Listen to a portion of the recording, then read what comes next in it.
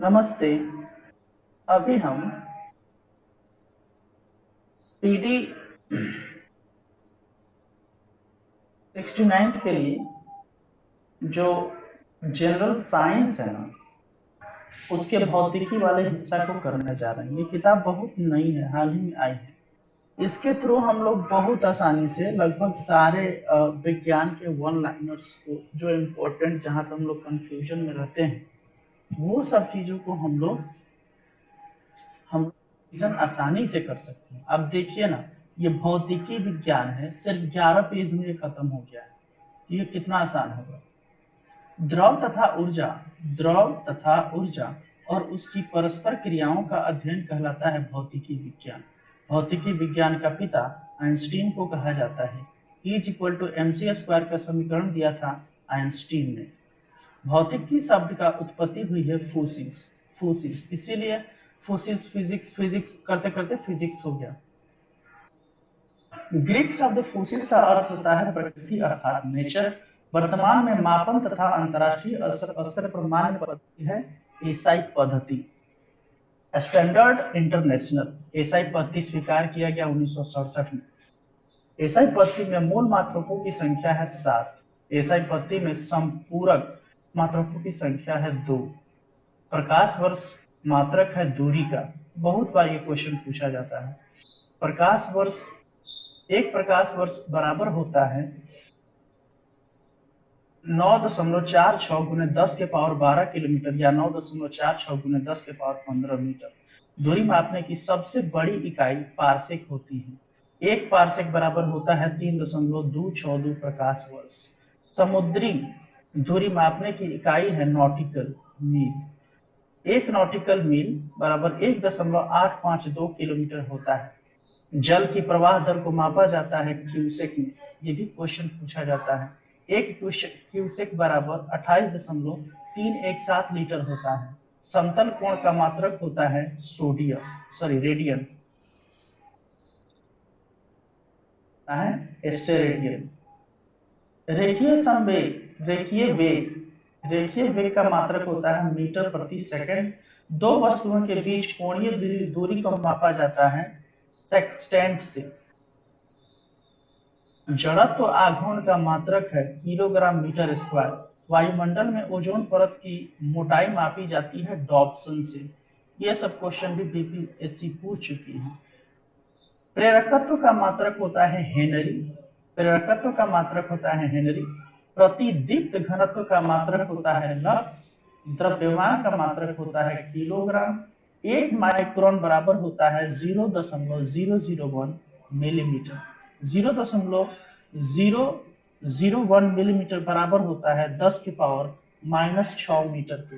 एक नैनोमीटर बराबर होता है 10 के पावर -9 मीटर के। फर्मी मीटर है लंबाई की न्यूनतम इकाई। ज्योति फलक्स का मात्रक होता है ल्यूमेन। ज्योति तीव्रता का मात्रक होता है कैंडिला।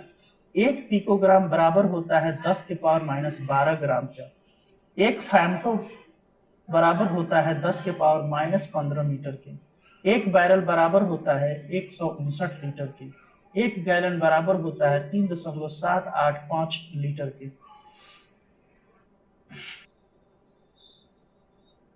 एक कैरेट हीरा बराबर होता है 200 मिलीग्राम के।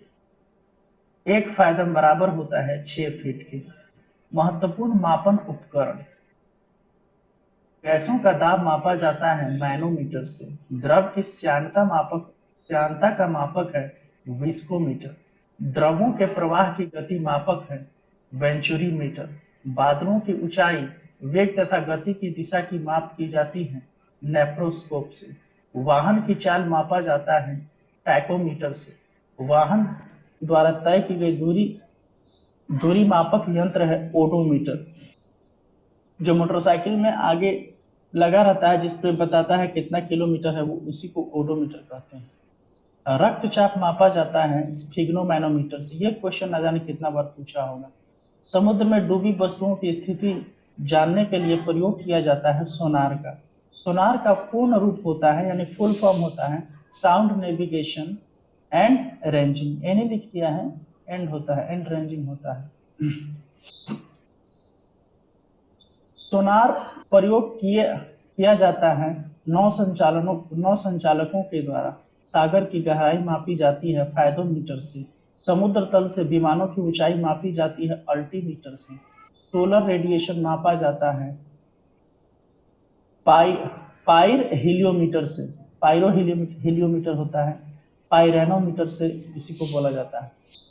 पनडुब्बी के अंदर से बाहर देखने के लिए प्रयोग किया जाता है पेरिस्कोप का। ध्वनि की तीव्रता मापक यंत्र है। ध्वनि की तीव्रता मापक यंत्र है ऑडियोमीटर। भूकंपीय तीव्रता मापी जाती है रिक्टर पैमाने पर। भूकंपीय तीव्रता का माप ग्राफ। पौधों में वृद्धि मापने का यंत्र है क्रेस्कोग्राफ। हवा के वेग तथा उसकी दिशा मापने के लिए प्रयोग किया जाता है एनीमोमीटर का। दुग्ध उत्पादों में वसा की मात्रा किस यंत्र द्वारा मापा जाता है? तो ब्यूटीरोमीटर के। ब्यूटीरो याद रखिएगा, बटर, दूध में बटर होता है, इसलिए ब्यूटीरोमीटर से इसके वसा को मापा जाता है। झूठ का पता लगाने वाला यंत्र है पॉलीग्राफ। घूमती हुई वस्तुओं की गति की माप की जाती है गायरोस्कोप से। घूमते हुए चक्के की प्रति सेकंड घूर्णन को मापा जाता है स्ट्रोबोस्कोप से। किलोवाट घंटा इकाई है ऊर्जा की। बोलोमीटर मापा जाता है तापमान। सदिश एवं अदिश राशियां, यहां से बहुत बार क्वेश्चन पूछता है, हर बार पूछता है इनफैक्ट। वैसी राशियां जिनमें केवल परिमाण होता है, दिशा नहीं, कहलाती है अदिश राशियां।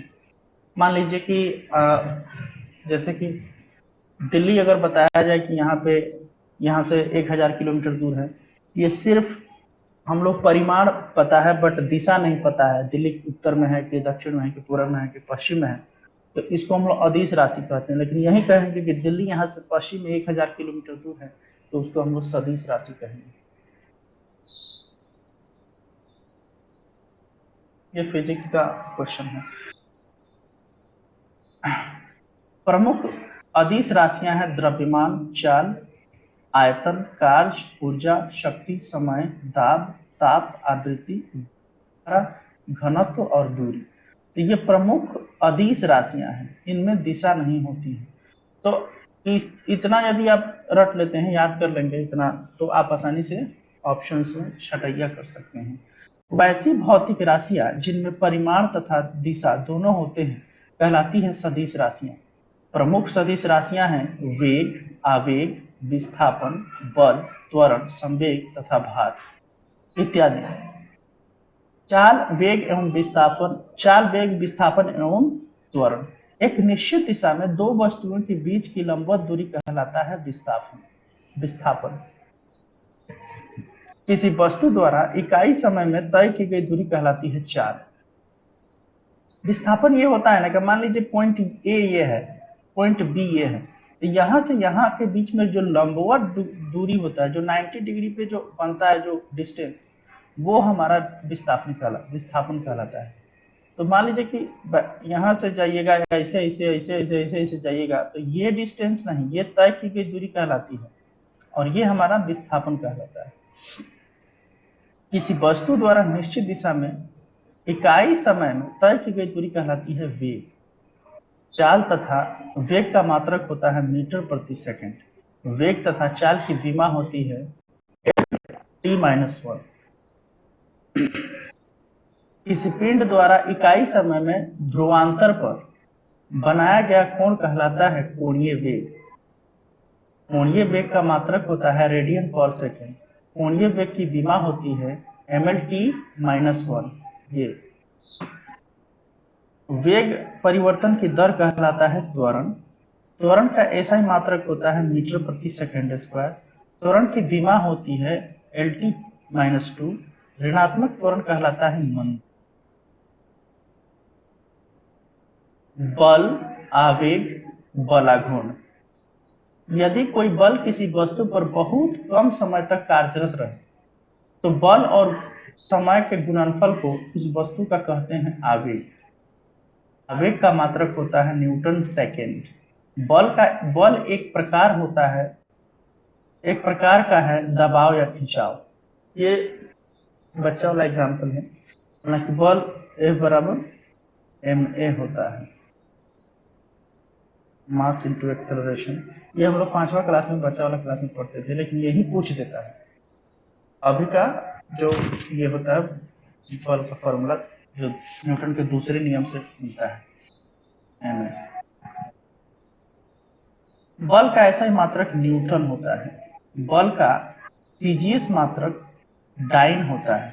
1 न्यूटन बराबर होता है 10 के पावर 5 डाइन। बल की विमा होती है mL/t-2। बल गुणनफल है मात्रा और त्वरण का। पर केंद्र की ओर लगने वाला बल कहलाता है अभिकेंद्रीय बल।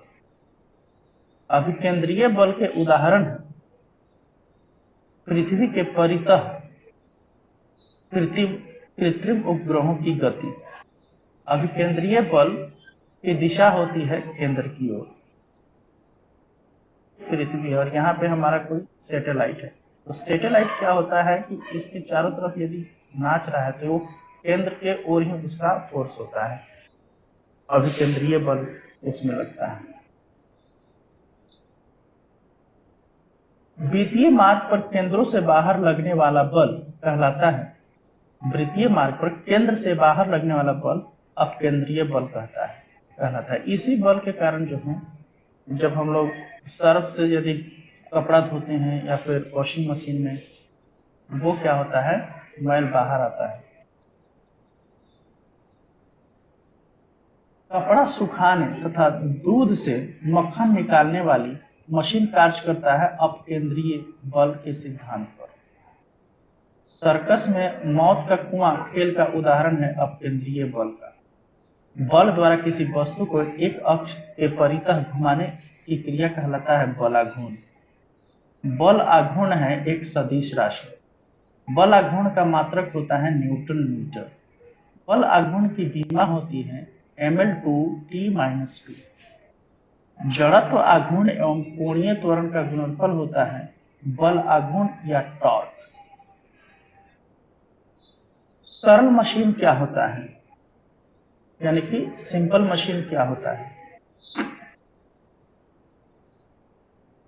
सरल मशीन एक युक्ति होती है जिसकी सहायता से सुविधाजनक बिंदु पर बल लगाकर कोई कार्य किया जाता है।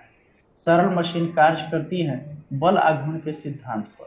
सरल मशीन के उदाहरण हैं उत्तोलक, घिरनी। प्रथम श्रेणी के उत्तोलक हैं कैंची, गिलास, हैंडपंप, झूला, कील उखाड़ने की मशीन। श्रेणी के उत्तोलक हैं सरौता, ओपनर, नींबू निचोड़ने की मशीन। तृतीयक श्रेणी के उत्तोलक हैं स्टेपलर, चिमटा, मनुष्य का हाथ, किसान का हल तथा बेलचा। तो इसमें यह होता है ना कि मान लीजिए कि हमारा ये कोई वस्तु है, तो हम यदि यहाँ से यदि काम कर रहे हैं और फोर्स यदि हम यहाँ पे लगा रहे हैं, ठीक, ये हमारा प्रथम श्रेणी का होता है। और द्वितीय श्रेणी का ये होता है कि हम यहाँ पे कार्य हो रहा है और फोर्स इधर से या फिर इधर से लग रहा है। और तृतीय श्रेणी का वो होता है सिंपल मशीन कि यहाँ पे कार्य कर रहे हैं और फोर्स भी आपको यहीं पे लगाना है। तो इस ढंग से हम लोग समझ सकते हैं।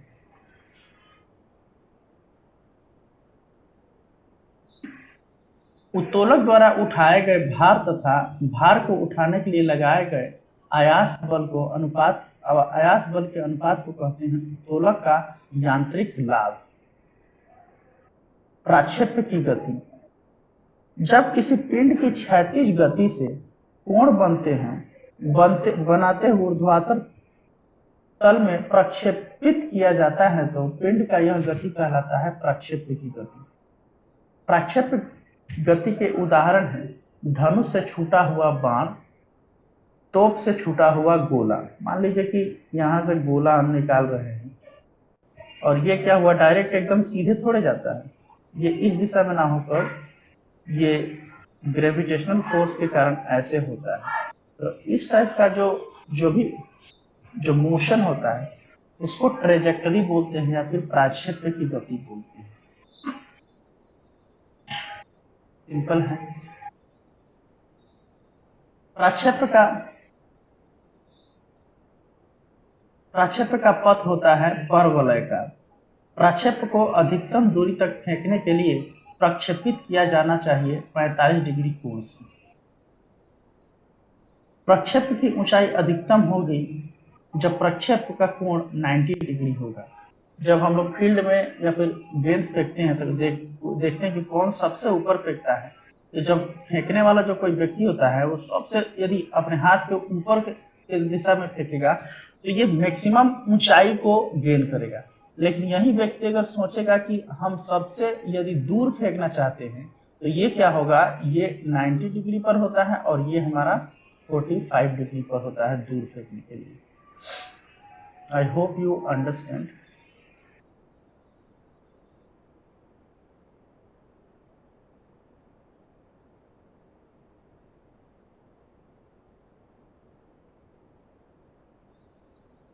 घर्षण एवं घर्षण बल।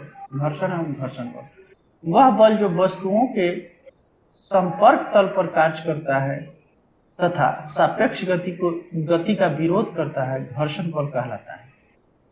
सिंपल चीज है, कोई भी जानता है।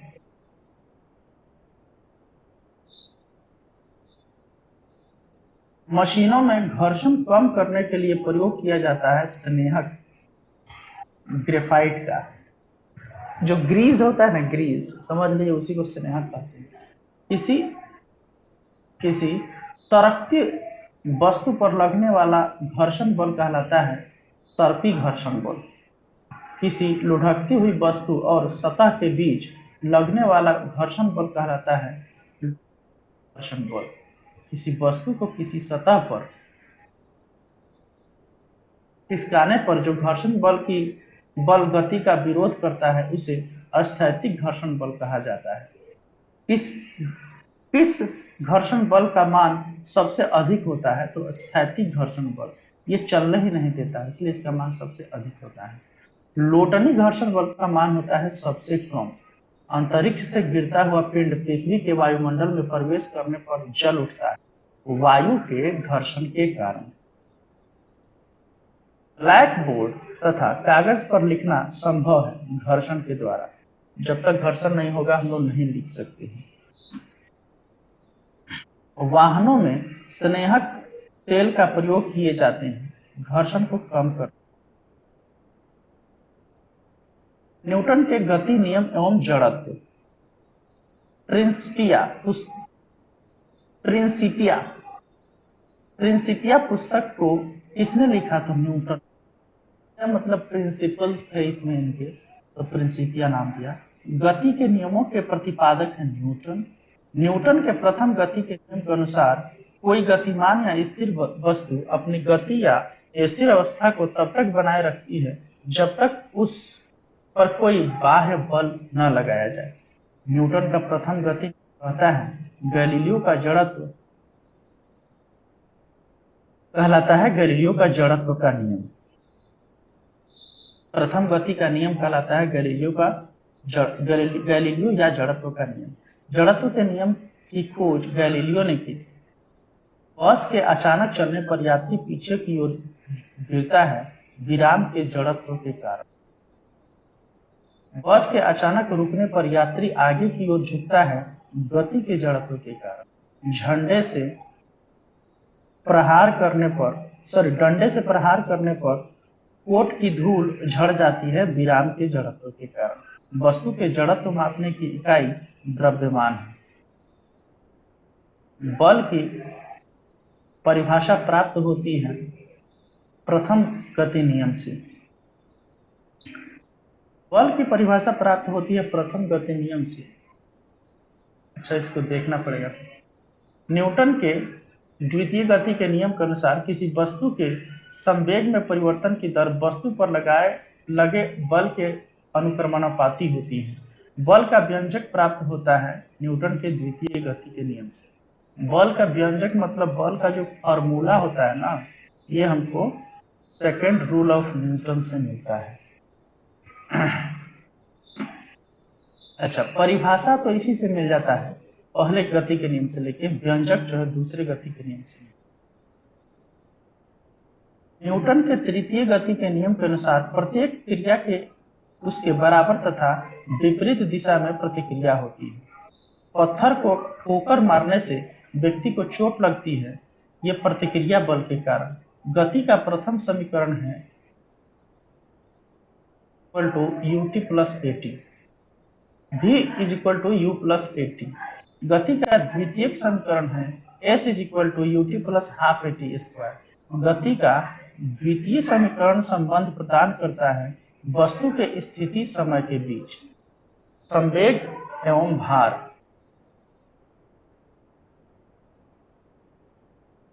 इस वस्तु के द्रव्यमान तथा वेग का गुणनफल कहलाता है संवेग। इसके लिए तो होता है E is equal to M भी, मतलब कि मास और वेलोसिटी में जब गुणा होता है तो हमारा मोमेंटम निकल जाता है। संवेग का मात्रक किलोग्राम मीटर प्रति सेकंड होता है। संवेग की विमा होती है mlt-2। संवेग संरक्षण के सिद्धांत के अनुसार यदि कणों के किसी समूह पर कोई बाह्य बल नहीं लग रहा हो तो उस निकाय का कुल संवेग अपरिवर्तित रहता है। रॉकेट का गति, उड़ान, कार्य प्रणाली किस सिद्धांत पर कार्य करता है? संवेग संरक्षण के सिद्धांत पर। रैखिक संवेग संरक्षण के सिद्धांत पर क्रायोजेनिक इंजन प्रयुक्त होता है रॉकेट में। रॉकेट में क्रायोजेनिक इंजन का प्रयोग होता है, ये साइंस एंड टेक में है, इसको याद रखने की जरूरत है। जेट इंजन किस सिद्धांत पर कार्य करता है? रैखिक संवेग संरक्षण के सिद्धांत पर। पृथ्वी जिस बल से किसी पिंड को अपनी ओर खींचती है कहलाता है भार। भार का मात्रा 1 किलोग्राम बराबर होता है 9.8 न्यूटन। वस्तु का भार कम होता है विषुवत रेखा पर। वस्तु का भार सर्वाधिक होता है ध्रुवों पर। वस्तु का भार शून्य होता है केंद्र पर। चंद्रमा पर किसी वस्तु का भार पृथ्वी के भार का 1/6 गुना होता है।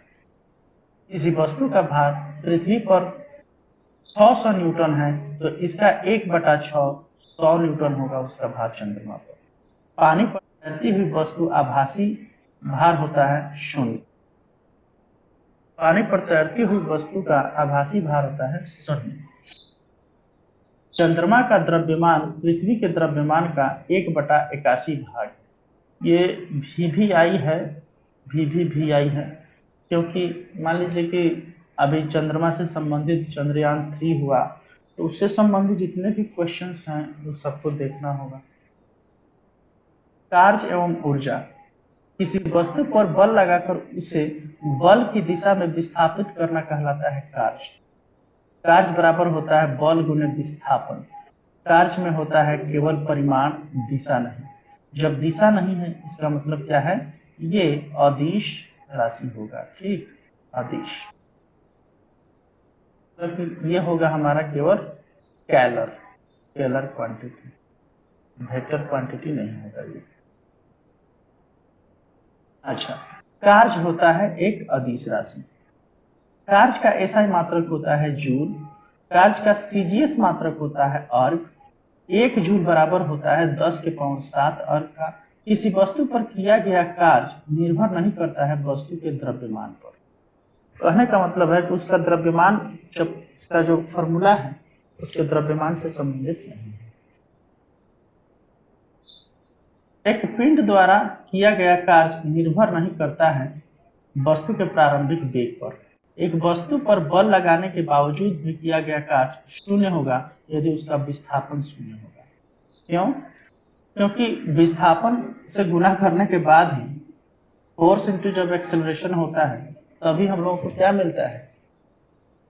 फोर्स इंटू वेलोसिटी से हमारा क्या मिलता है? कार्य मिलता है। और जब वेलोसिटी शून्य हो जाएगा तो टोटल वर्क भी शून्य हो जाएगा। कार्य हुआ माना जाता है जब बल लगने पर वस्तु विस्थापित होती है। यदि कोई वस्तु वृत्ताकार पथ में घुमाई जाती है तो उस पर किया गया कार्य होता है शून्य। कार्य ऋणात्मक माना जाता है जब विस्थापन बल के विपरीत दिशा में होता है। कार्य करने की क्षमता कहलाती है ऊर्जा। ऊर्जा का ऐसा ही मात्रक होता है जूल। 1 ग्राम वसा से उत्पन्न ऊर्जा 9 किलो कैलोरी होता है। किसी वस्तु में स्थिति के कारण कार्य करने की क्षमता कहलाती है स्थितिज ऊर्जा। खींचे हुए धनुष के तार, खींचे गए रबड़ तथा घड़ी की चाबी में संचित ऊर्जा होती है स्थितिज ऊर्जा। स्थितिज ऊर्जा कहने का मतलब उसका जो पोजिशनल, किसी पोजीशन पर ले जाने के बाद उसमें एनर्जी आ जा रहा है तो उसको स्थितिज ऊर्जा कहते हैं। मतलब स्थिति के परिवर्तन से जो ऊर्जा मिलता है। तनी हुई स्प्रिंग में होती है स्थितिज ऊर्जा। बांध बनाकर रोके गए बल की ऊर्जा भी स्थितिज ऊर्जा होती है। किसी ऊंचाई पर रखे गए पिंड में होती है स्थितिज ऊर्जा। किसी वस्तु में गति के कारण कार्य करने की क्षमता कहलाती है गतिज ऊर्जा। गतिज ऊर्जा बराबर होती है हाफ mv² की। बहते जल में धनुष से छोड़े गए तीर में संग्रहित ऊर्जा होती है गतिज ऊर्जा। बहती हुई हवा में होती है गतिज ऊर्जा। चलती गाड़ी में बैठे व्यक्ति की ऊर्जा होती है गतिज एवं स्थितिज दोनों। किसी वस्तु का वेग दुगुना करने पर उसकी गतिज ऊर्जा हो जाएगी 4 गुनी। किसी वस्तु का वेग 2 गुना कर दिया जाए तो उस वस्तु का गतिज ऊर्जा 4 गुनी हो जाएगी। किसी वस्तु का द्रव्यमान दुगुना करने पर उसकी गतिज ऊर्जा 2 गुनी रहेगी, 2 गुनी हो जाएगी। संवेग को दोगुना करने पर गतिज ऊर्जा 4 गुनी हो जाएगी।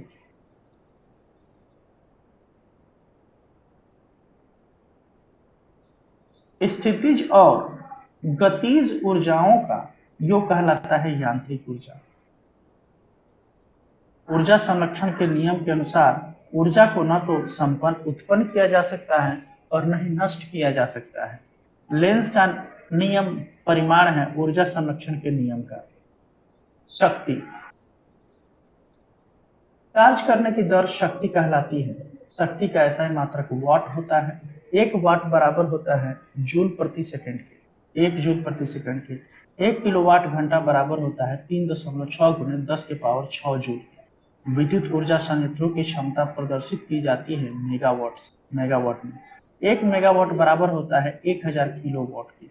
1 अश्व शक्ति बराबर होता है 746 वाट की। साधारण मनुष्य की शक्ति होती है 0.5 से 0.1 अश्व शक्ति यानी हॉर्स पावर के बराबर। गुरुत्वाकर्षण में गुरुत्वीय चरण, गुरुत्वीय त्वरण, गुरुत्वाकर्षण एवं गुरुत्वीय त्वरण बल जिससे पृथ्वी वस्तुओं को अपनी ओर खींचती है गुरुत्व है। 2 पिंडों के मध्य लगने वाला आकर्षण बल कहलाता है गुरुत्वाकर्षण बल। गुरुत्वाकर्षण बल के कारण त्वरण उत्पन्न होता है कहलाता है गुरुत्वीय त्वरण g। गुरुत्वीय त्वरण g का मान होता है 9.8 मीटर प्रति सेकंड स्क्वायर। गुरुत्वीय त्वरण का मात्रक होता है मीटर प्रति सेकंड स्क्वायर। g का मान सबसे अधिक होता है ध्रुव पर, g का मान कम होता है विषुवत रेखा पर, g का मान 0 होता है पृथ्वी के केंद्र पर। चंद्रमा पर गुरुत्वीय त्वरण का मान पृथ्वी के है 1/6 गुना। गुरुत्वीय त्वरण g निर्भर नहीं करता है द्रव्यमान और आकार पर। पृथ्वी की सतह से ऊपर जाने पर गुरुत्वीय त्वरण g का मान घटता है। जब कोई वस्तु पृथ्वी से ऊपर की ओर फेंकी जाती है तो गुरुत्वीय त्वरण g का मान ऋणात्मक हो जाता है, ऋणात्मक होता है। गुरुत्वाकर्षण का सिद्धांत दिया न्यूटन ने। गुरुत्वाकर्षण के सार्वत्रिक नियम का प्रतिपादन किया था न्यूटन ने।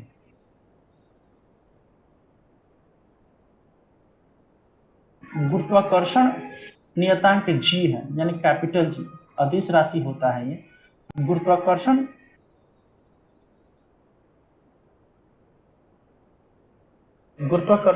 नियतांक g क्या है तो एक अदिश राशि है। गुरुत्वाकर्षण नियतांक जी का मान होता है 6.67 × 10⁻⁻11 न्यूटन मीटर स्क्वायर प्रति किलोग्राम स्क्वायर। शून्य में स्वतंत्र रूप से गिरती हुई वस्तुओं का गुरुत्वीय त्वरण होता है समान। लिफ्ट में स्थित पिंड का भार बढ़ा हुआ प्रतीत होता है जब लिफ्ट ऊपर की ओर उठ जाती है या उठती है। लिफ्ट में स्थित पिंड का भार घटा प्रतीत होता है जब लिफ्ट नीचे की ओर जाती है।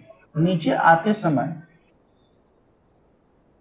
लिफ्ट की डोरी टूट जाए तो लिफ्ट में स्थित पिंड का भार शून्य।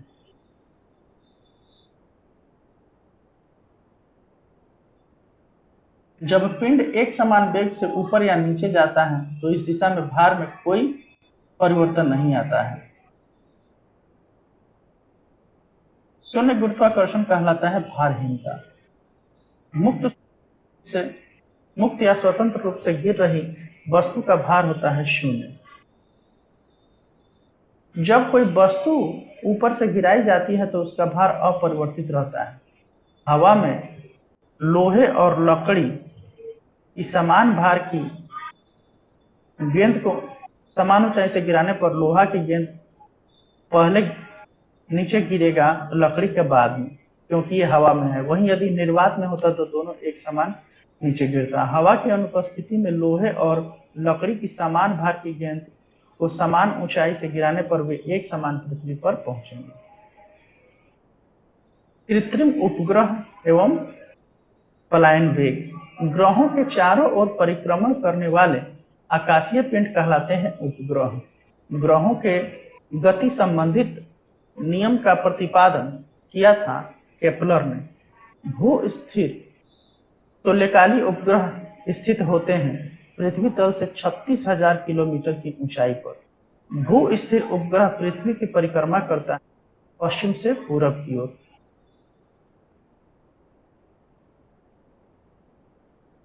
भू स्थिर उपग्रहों का परिक्रमण काल 24 घंटा होता है। इसीलिए क्या होता है कि वो जो है जियो स्टेशनरी होते हैं। मान लीजिए कि ये हमारा पृथ्वी है और हमारा सैटेलाइट यहाँ पे है, ये भी उतना ही गति में घूम रहा है, ठीक, पश्चिम से पूरब की तरफ जितना गति में हमारी पृथ्वी घूम रही है, ठीक। तो एकदम जहाँ पे ये होगा उसी के सामने ये फोकस किए रहेगा, दोनों साथ साथ ऐसे घूमते रहेंगे। तो इसीलिए इसको जियो सिंक्रोनस या फिर जियो स्टेशनरी कहते हैं। भू स्थिर उपग्रहों की परिक्रमण काल 24 घंटा होती है। संचार उपग्रह प्रायः स्थापित किए जाते हैं भू स्थिर कक्षाओं में, मतलब कि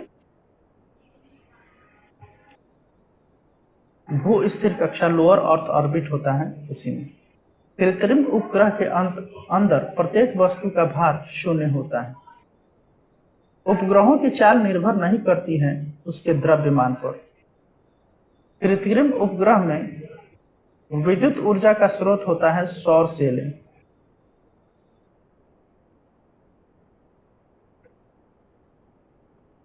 वह न्यूनतम वेग जिससे किसी पिंड को पृथ्वी की सतह से ऊपर की ओर फेंके जाने पर यह गुरुत्वीय क्षेत्र को पार कर जाता है कहलाता है पलायन वेग। पृथ्वी के लिए पलायन वेग 11.2 किलोमीटर प्रति सेकेंड है। मान लीजिए कि अंतरिक्ष में यदि हम लोगों को भेजना है किसी चीज को, तो ये हमारा पृथ्वी है, मान लीजिए कि ये हमारा चंद्रयान है, तो ये चंद्रयान को यदि हमको भेजना है तो इसका स्पीड जो है ना अंतरिक्ष में जाने के लिए 11.2 किलोमीटर प्रति सेकेंड से है, तब ये जाके अंतरिक्ष के कक्षा में अपना काम करेगा।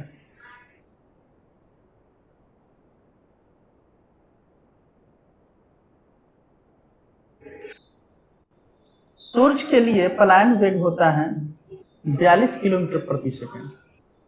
चंद्रमा के लिए पलायन वेग होता है 3.38 किलोमीटर प्रति सेकेंड। ये वीवीआई क्वेश्चन होने वाला है, इसको समझने वाला है। पलायन वेग की कक्षीय वेग क्या होता है? पलायन वेग कक्षीय वेग का रूट 2 गुना होता है। दाब, प्रेशर। किसी वस्तु के एकांक क्षेत्रफल पर लगने वाला बल कहलाता है दाब। दाब का एसआई मात्रक न्यूटन मीटर स्क्वायर होता है, जिसे पास्कल भी कहा जाता है। 1 पास्कल बराबर होता है 1 न्यूटन मीटर स्क्वायर का। दाब की विमा होती है ml1t-2। दाब निर्भर करता है क्षेत्रफल पर। क्षेत्रफल कम होने पर दाब अधिक लगता है। इसीलिए मान लीजिए कि सुई कितना जल्दी हम लोगों को चुभ जाता है, तो उसका क्या होता है, क्षेत्रफल सुई का बहुत कम होता है और दाब अधिक होता है। दाब बढ़ने पर बर्फ का गलनांक घट जाता है। ये क्वेश्चन बीपीएससी पूछ चुका है। दाब बढ़ना घट जाता है। बर्फ के 2 टुकड़े को आपस में दबाने पर आपस में चिपक जाते हैं, क्योंकि दाब अधिक होने पर बर्फ का गलनांक घटता है। बर्फ का गलनांक घटने से वो एक दूसरे से चिपक जाते हैं। द्रवों का क्वथनांक दाब बढ़ने पर बढ़ता है। जब एक गैस के पात्र में दबाव बढ़ाया जाता है तो उसका द्रव्यमान स्थिर रहेगा।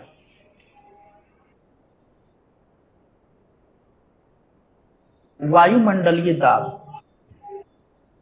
वायुमंडलीय दाब है पारे के 776 मिलीमीटर ऊंचे स्तंभ द्वारा पड़ने वाला दाब।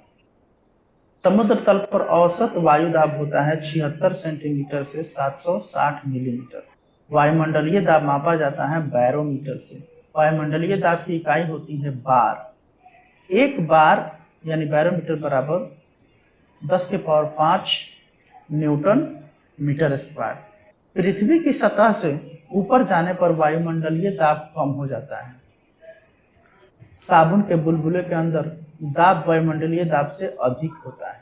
जब किसी झील की तली से उठकर वायु का बुलबुला ऊपरी सतह पर आता है तो उसका आकार बढ़ जाता है। वायुयान में बैठे यात्री फाउंटेन पेन से स्याही रिसने लगती है, क्योंकि ऊपर वायु दाब कम होता है। वायु प्रेशर कम होगा तो प्रेशर के कारण वो दबा रहता है, प्रेशर कम होगा बाहर आने लगेगा। पहाड़ों पर खाना बनाने में कठिनाई होती है क्योंकि वायु दाब कम होता है। वायु दाब कम होगा तो आपको ज्यादा से ज्यादा क्या होगा, टेम्परेचर देना होगा। टेम्परेचर देने के लिए आपको ज्यादा गैस का खर्चा होगा। बैरोमीटर के पाठ्यांक का अचानक गिरना आंधी तूफान आने की संकेत करता है। बैरोमीटर के पाठ्यांक का धीरे धीरे गिरना वर्षा होने का। बैरोमीटर के पाठ्यांक का धीरे धीरे ऊपर चढ़ना मौसम साफ रहने का। वायु में जल की उपस्थिति कहलाती है आर्द्रता। अपेक्षिक आर्द्रता मापी जाती है हाइग्रोमीटर से। ताप बढ़ने पर अपेक्षिक आर्द्रता बढ़ती है।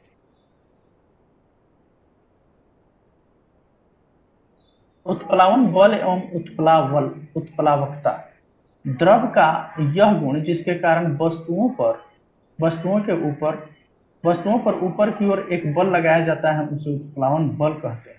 जब कोई वस्तु द्रव में अंशतः या पूर्णतः डुबोई जाती है तो वस्तु के भार में कमी प्रतीत होती है। उत्प्लावन बल के कारण लॉ ऑफ फ्लोटिंग या उत्प्लावकता या प्लवन का सिद्धांत दिया आर्किमिडीज ने। प्लवन के नियम के अनुसार संतुलित अवस्था में तैरने पर वस्तु अपने भार के बराबर द्रव्य विस्थापित करती है। उत्प्लावक बल निर्भर करता है द्रव के घनत्व तथा द्रव में वस्तु के आयतन पर। यदि पिंड का घनत्व द्रव के घनत्व से अधिक है तो वह पिंड उस द्रव में डूब जाएगा।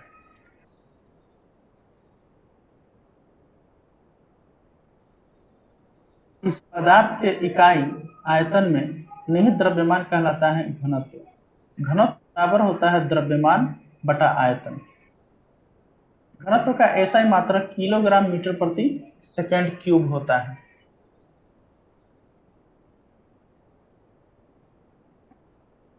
यह ml-3।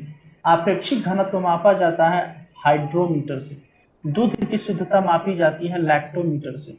हाइड्रोमीटर और लैक्टोमीटर किस सिद्धांत पर कार्य करता है? प्लवन के सिद्धांत पर। जल में अशुद्धियां या लवण मिलाने पर जल घनत्व बढ़ता है।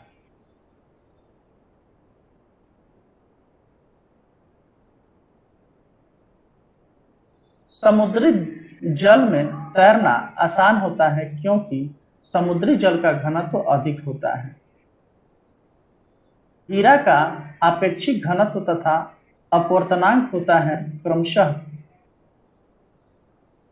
3.52 और 2.417। थोड़ा इसमें पीडीएफ कहीं कहीं धुंधला हो गया है, उसके लिए सॉरी, लेकिन आगे सब ठीक होगा।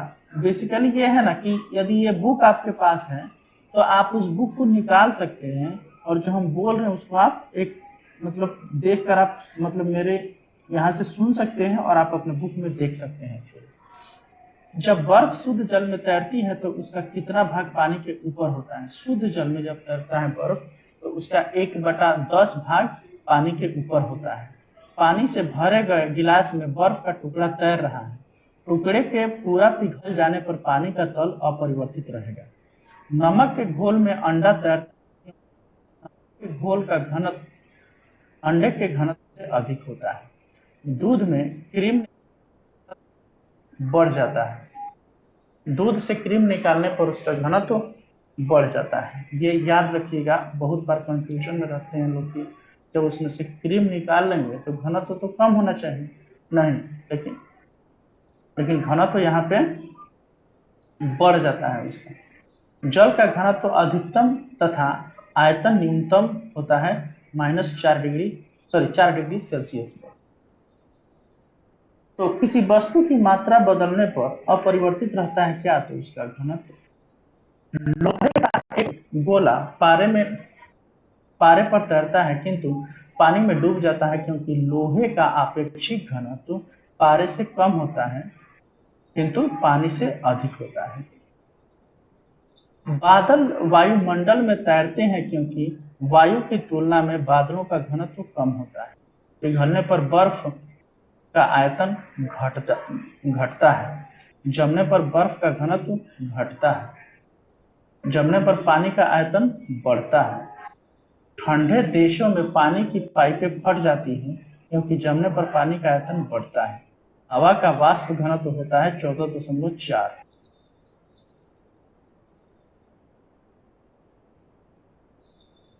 द्रव के स्वतंत्र पृष्ठ में कम से कम क्षेत्रफल प्राप्त करने की प्रवृत्ति को कहते हैं पृष्ठ तनाव। पृष्ठ तनाव का कारण है अणुओं के बीच ससंजक बल। द्रव बूंद का संकुचित होकर न्यूनतम क्षेत्र घेरने की प्रवृत्ति होती है पृष्ठ तनाव के कारण। पृष्ठ तनाव का मात्रक होता है न्यूटन मीटर। पृष्ठ तनाव की विमा होती है mn2t-2। द्रव का पृष्ठ तनाव निर्भर करता है द्रव की प्रकृति के ताप पर। द्रव का ताप बढ़ने पर पृष्ठ तनाव घटता है। द्रव में घुलनशील अशुद्धि या नमक मिलाने पर द्रव का पृष्ठ तनाव बढ़ता है।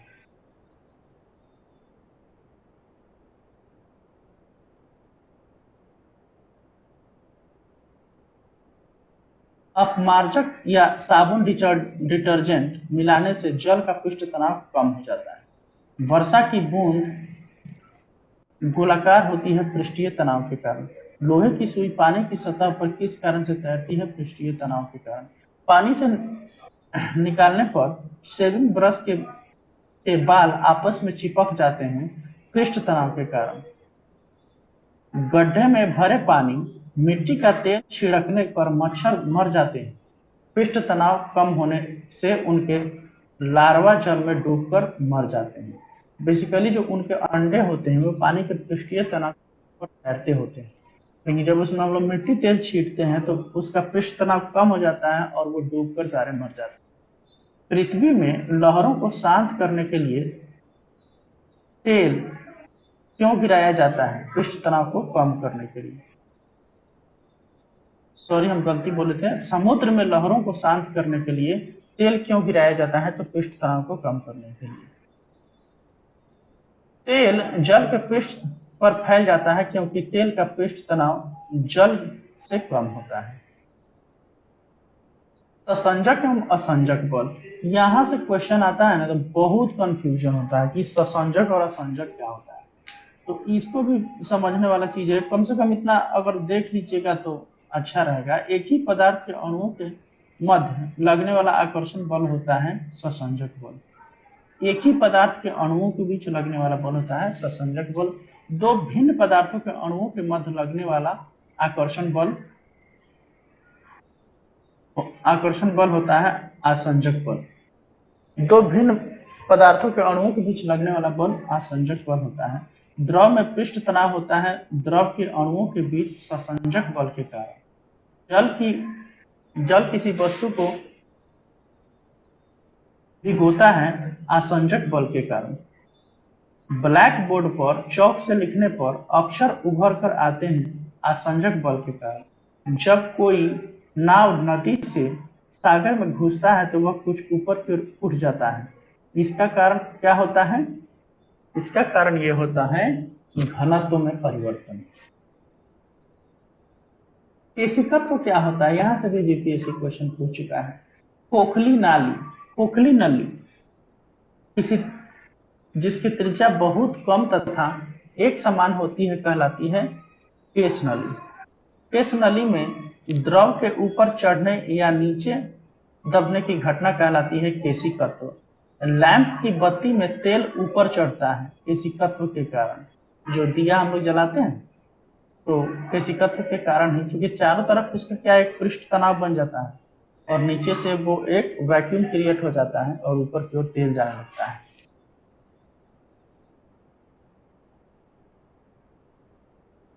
ब्लॉटिंग पेपर स्याही को शीघ्र सोख लेता है केशिकत्व के कारण। फाउंटेन पेन किस सिद्धांत पर कार्य करता है? तो केशिका क्रिया के सिद्धांत पर। पौधों की जड़ों से पर्णपत्तियों की ओर जल बढ़ने का कारण है केशिकत्व बल।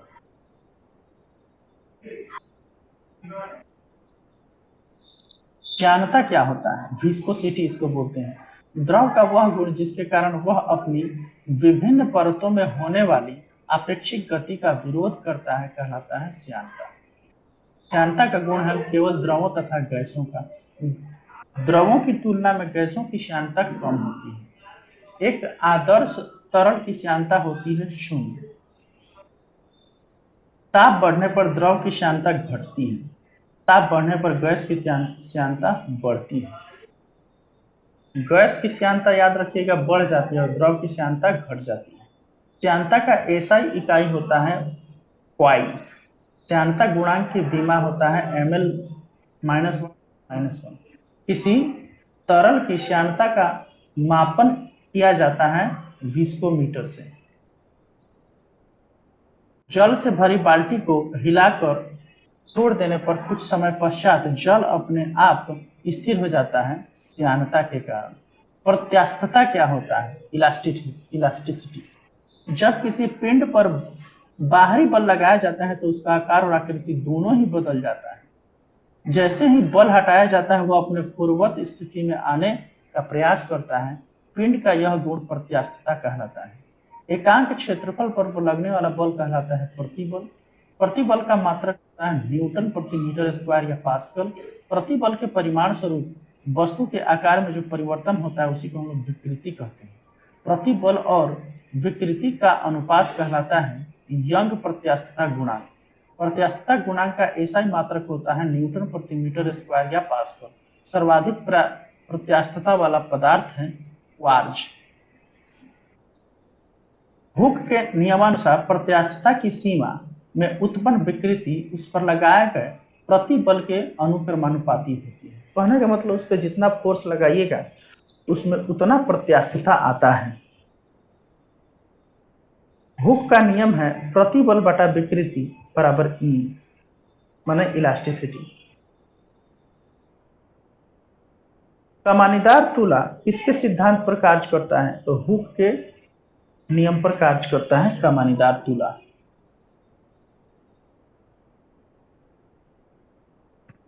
Bernoulli theorem. बर्नौली प्रमेय के अनुसार जिस स्थान पर द्रव का वेग अधिक होता है वहां दाब कम हो जाता है। बर्नौली प्रमेय जिसके संरक्षण के बारे में द्रव चालित बर्नौली प्रमेय किसके संरक्षण के बारे में बताता है? तो द्रव चालित दाब के बारे में। बर्नौली प्रमेय के अनुसार गहरा जल शांत बहता है। आंधी आने पर छप्पर का उड़ जाना किस सिद्धांत पर आधारित है? तो बर्नौली के सिद्धांत पर आधारित है, क्योंकि वो दाब को कम कर देता है एक पार्टिकुलर हिस्से में। जैसे दाब कम होगा वहां पे खिंचाई चला जाएगा। आंधी आने पर टीन की छत या छप्पर उड़ जाता है, क्योंकि उसके ऊपर वायु दाब नीचे की वायु दाब से कम हो जाता है। वायुयान के ऊपर उठने एवं फुहारा स्प्रे कार्य करता है बर्नौली के सिद्धांत पर। सेंट स्प्रे आधारित है बर्नौली के सिद्धांत पर। बुनसेन वर्नर किस सिद्धांत पर कार्य करता है? बर्नौली के सिद्धांत पर।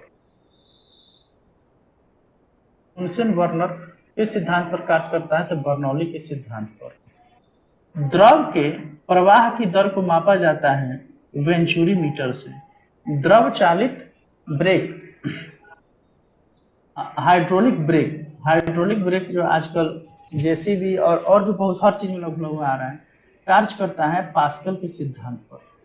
सरल आवर्त गति, किसी पिंड का साम्य स्थिति के इधर उधर गति करने को कहते हैं दोलन गति। एक दोलन पूरा करने में लगा समय कहलाता है आवर्तकाल, मात्रक सेकंड होता है। कंपन करने वाली वस्तु एक सेकंड में जितना कंपन करता है उसे कहते हैं आवृत्ति। आवृत्ति का मात्रक होता है हर्ट्ज। ये क्वेश्चन यूपीएससी पूछ चुका है। एक माध्यम से दूसरे माध्यम में जाने पर ध्वनि की आवृत्ति नहीं बदलती है।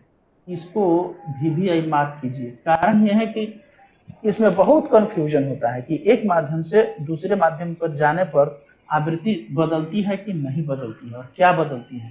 तो ध्वनि की आवृत्ति नहीं बदलती है, मतलब ऑप्शन में रहेगा कि आयाम बदलता है, आवृत्ति बदलता है, चाल बदलता है। तो इस ढंग से यदि एक भी चीज आपके दिमाग में है तो वहां से आप छांट सकते हैं कि क्या बदलता है और क्या नहीं बदलता है। तो आवृत्ति नहीं बदलती है। सेकेंडी लोलक का आवर्तकाल होता है 2 सेकेंड। आवर्तकाल निर्भर नहीं करता है द्रव्यमान पर। स्प्रिंग, ये भी क्वेश्चन पूछ चुका है। स्प्रिंग को अपनी सामान्य लंबाई पर वापस लौटने के लिए लगने वाले बल को कहते हैं नयन बल। खुले पर एक व्यक्ति के स्थान पर 2 व्यक्ति बैठ जाए तो आवर्तकाल अपरिवर्तित रहेगा, क्योंकि द्रव्यमान से कोई फर्क नहीं पड़ता है। लोलक का निर्भर करता है लोलक की लंबाई पर, द्रव्यमान पर तो नहीं निर्भर करता है, लेकिन आवर्तकाल द्रव्यमान पर निर्भर नहीं करता है, लेकिन लोलक की लंबाई के ऊपर झूला का यदि रस्सी की लंबाई यदि हम लोग बढ़ा दें तो इस पे हम लोग को परिवर्तन देखने को मिलेगा। लेकिन इस पे अगर एक आदमी बैठा है और 2 आदमी और बैठा दे तो कोई फर्क नहीं पड़ेगा आवर्तकाल पे। लोलक की लंबाई बढ़ने पर आवर्तकाल बढ़ जाती है, मतलब लंबाई बढ़ेगा तो वो स्लो हो जाएगा।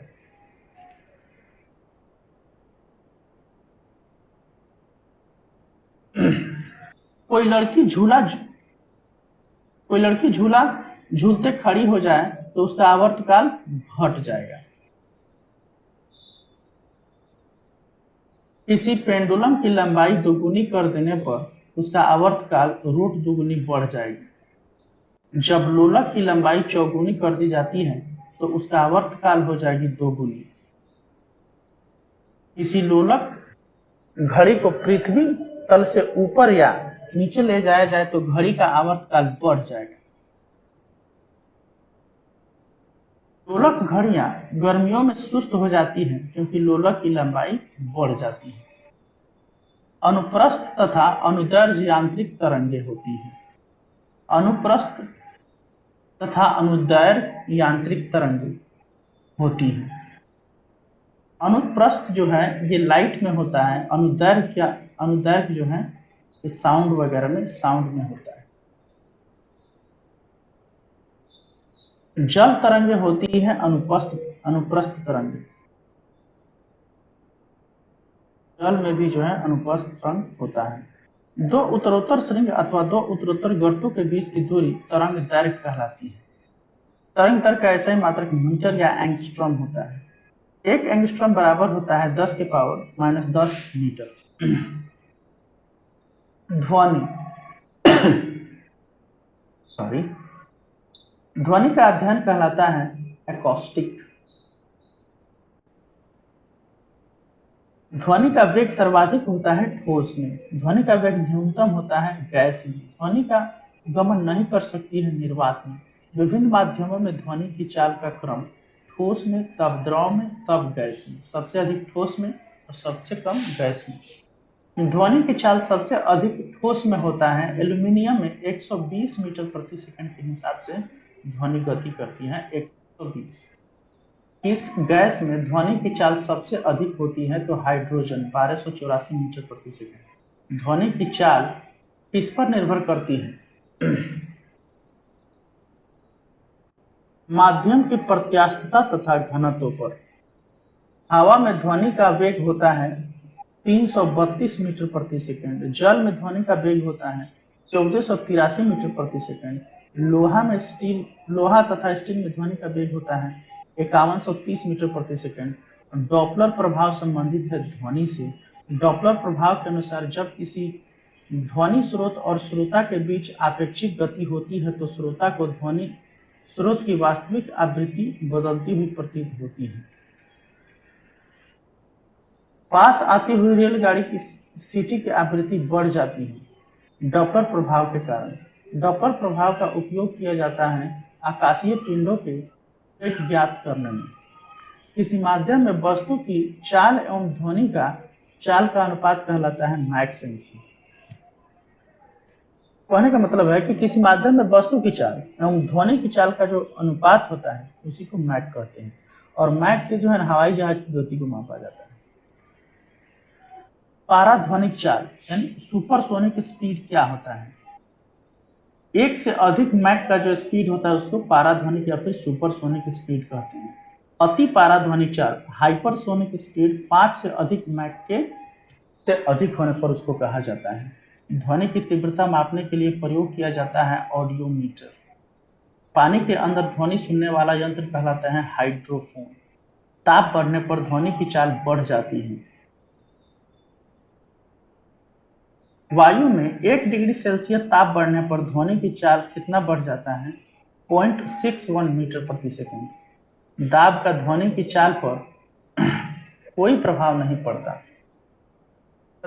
चाल पर मतलब दाब से जो है ध्वनि के स्पीड से का कोई लेना देना नहीं है। शुष्क वायु की अपेक्षा नमी वायु आर्द्र वायु में ध्वनि की चाल अधिक होती है। ध्वनि का तारत्व निर्भर करता है आवृत्ति।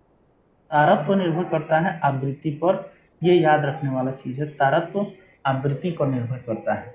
महिलाओं की आवाज पुरुषों की अपेक्षा तीक्ष्ण होती है क्योंकि महिलाओं की आवाज का तारत्व अधिक होता है। ध्वनि तीव्रता की इकाई डेसिबल होता है। विश्व स्वास्थ्य संगठन WTO नहीं WHO होना चाहिए, वर्ल्ड हेल्थ ऑर्गेनाइजेशन। विश्व स्वास्थ्य संगठन के अनुसार मानव के लिए सबसे उपयुक्त ध्वनि तीव्रता होती है 45 डेसिबल। साधारण बातचीत की ध्वनि तीव्रता होती है 30 से 40 डेसिबल। जोर से बातचीत की ध्वनि होती है 50 से 60 डेसिबल। ध्वनि की तीव्रता की वह अधिकतम सीमा जिसके ऊपर व्यक्ति सुन नहीं सकता 95 डेसिबल। प्रतिध्वनि सुनने के लिए श्रोता एवं परावर्तक सतह के बीच की न्यूनतम दूरी 17 मीटर होना चाहिए। प्रतिध्वनि का कारण होता है ध्वनि तरंगों का परावर्तन। कान पर ध्वनि का प्रभाव रहता है 1/10 सेकंड तक। स्टेथोस्कोप किस सिद्धांत पर कार्य करता है? ध्वनि के परावर्तन के सिद्धांत पर। स्टेथोस्कोप मतलब जिससे हम लोग कान में लगाकर हृदय की गति के बारे में पता करते हैं। डॉक्टर लोग हमेशा लगाए रहता है। हृदय की धड़कन सुनते हैं स्टेथोस्कोप से। स्टेथोस्कोप की खोज रेते लैनेक फ्रांस के थे ने की थी। ध्वनि तरंगे। ध्वनि तरंगे होती है अनुदैर्घ्य तरंगे। ध्वनि तरंगे गमन करती है लंबवत।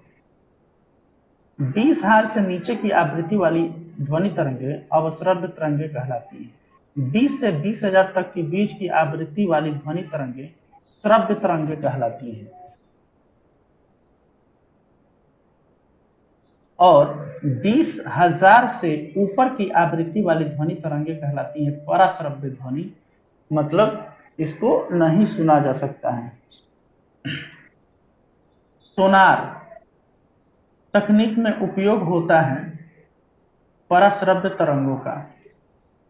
सोनार तकनीक में उपयोग होता है पराश्रव्य तरंगों का। पराश्रव्य तरंगों को कौन सुन सकता है? कुत्ता, बिल्ली, चमगादड़, डॉल्फिन, मछली।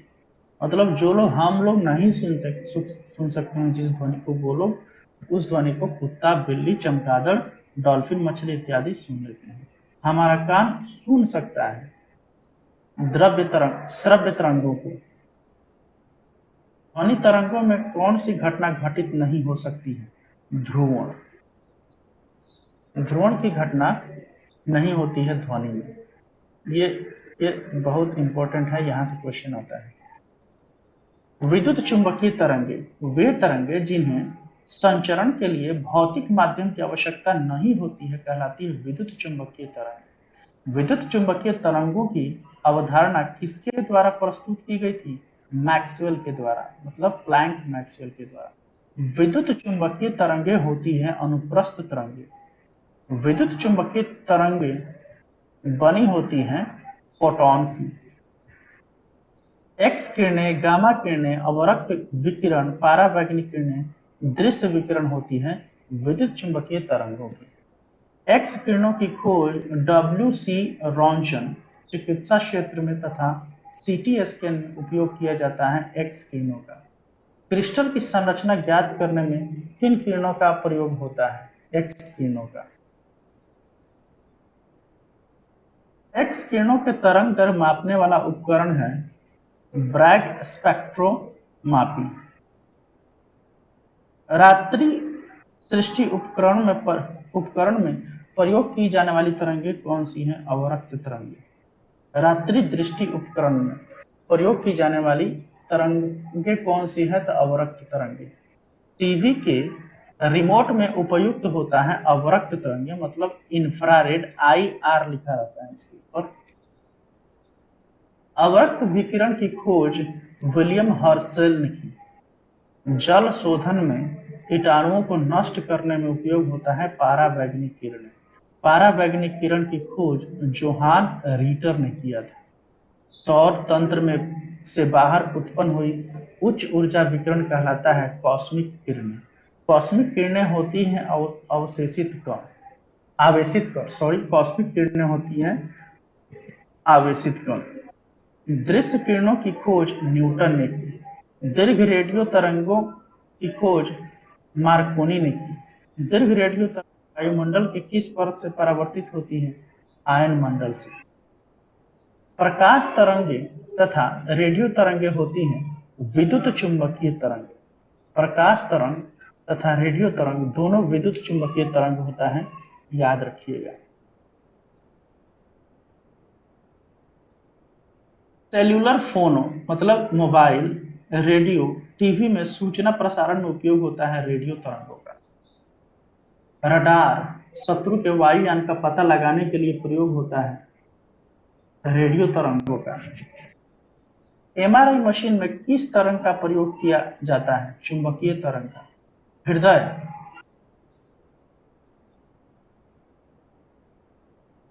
हृदय के कंपन से कौन सी तरंगे उत्पन्न होती हैं?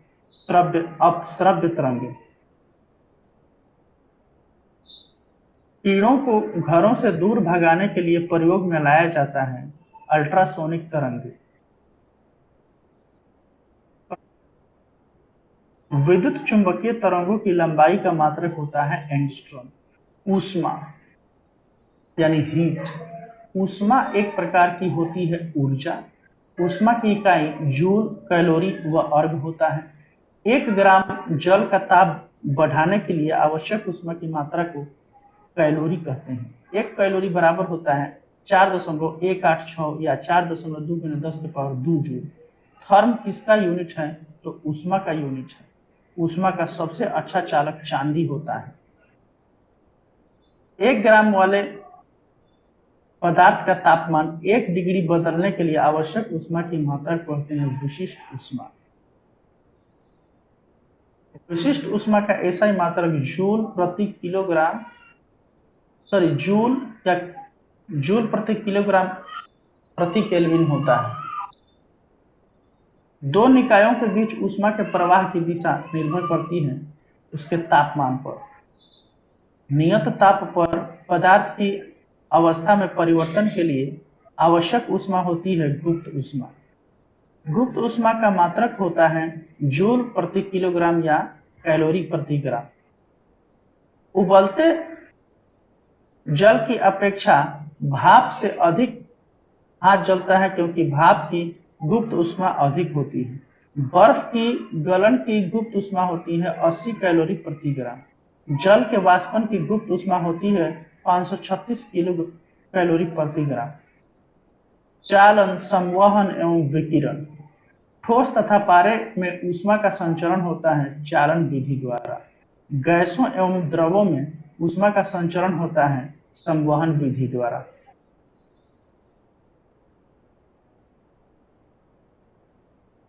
पृथ्वी का वायुमंडल तथा विद्युत केतली का पानी गर्म होता है संवहन विधि द्वारा।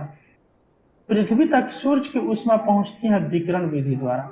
स्वच्छ रातें बादल छाई रातों की तुलना में ज्यादा ठंड होती रहती है विकिरण के कारण।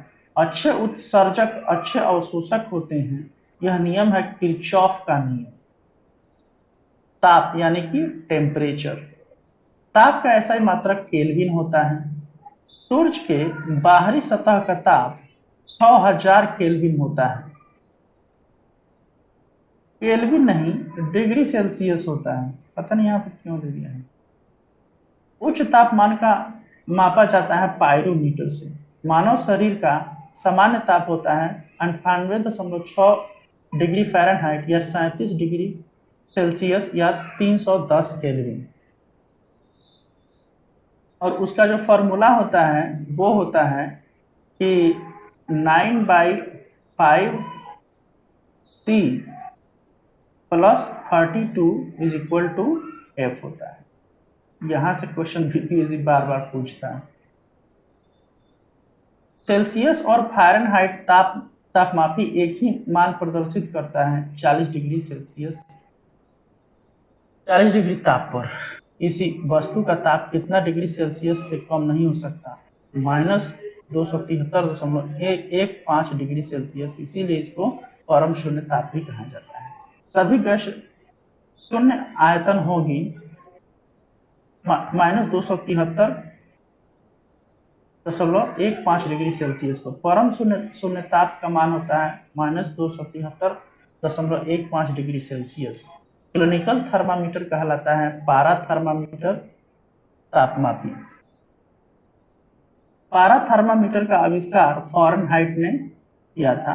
अति ठंडे प्रदेशों में ताप मापने के लिए किया जाता है अल्कोहल तापमापी का।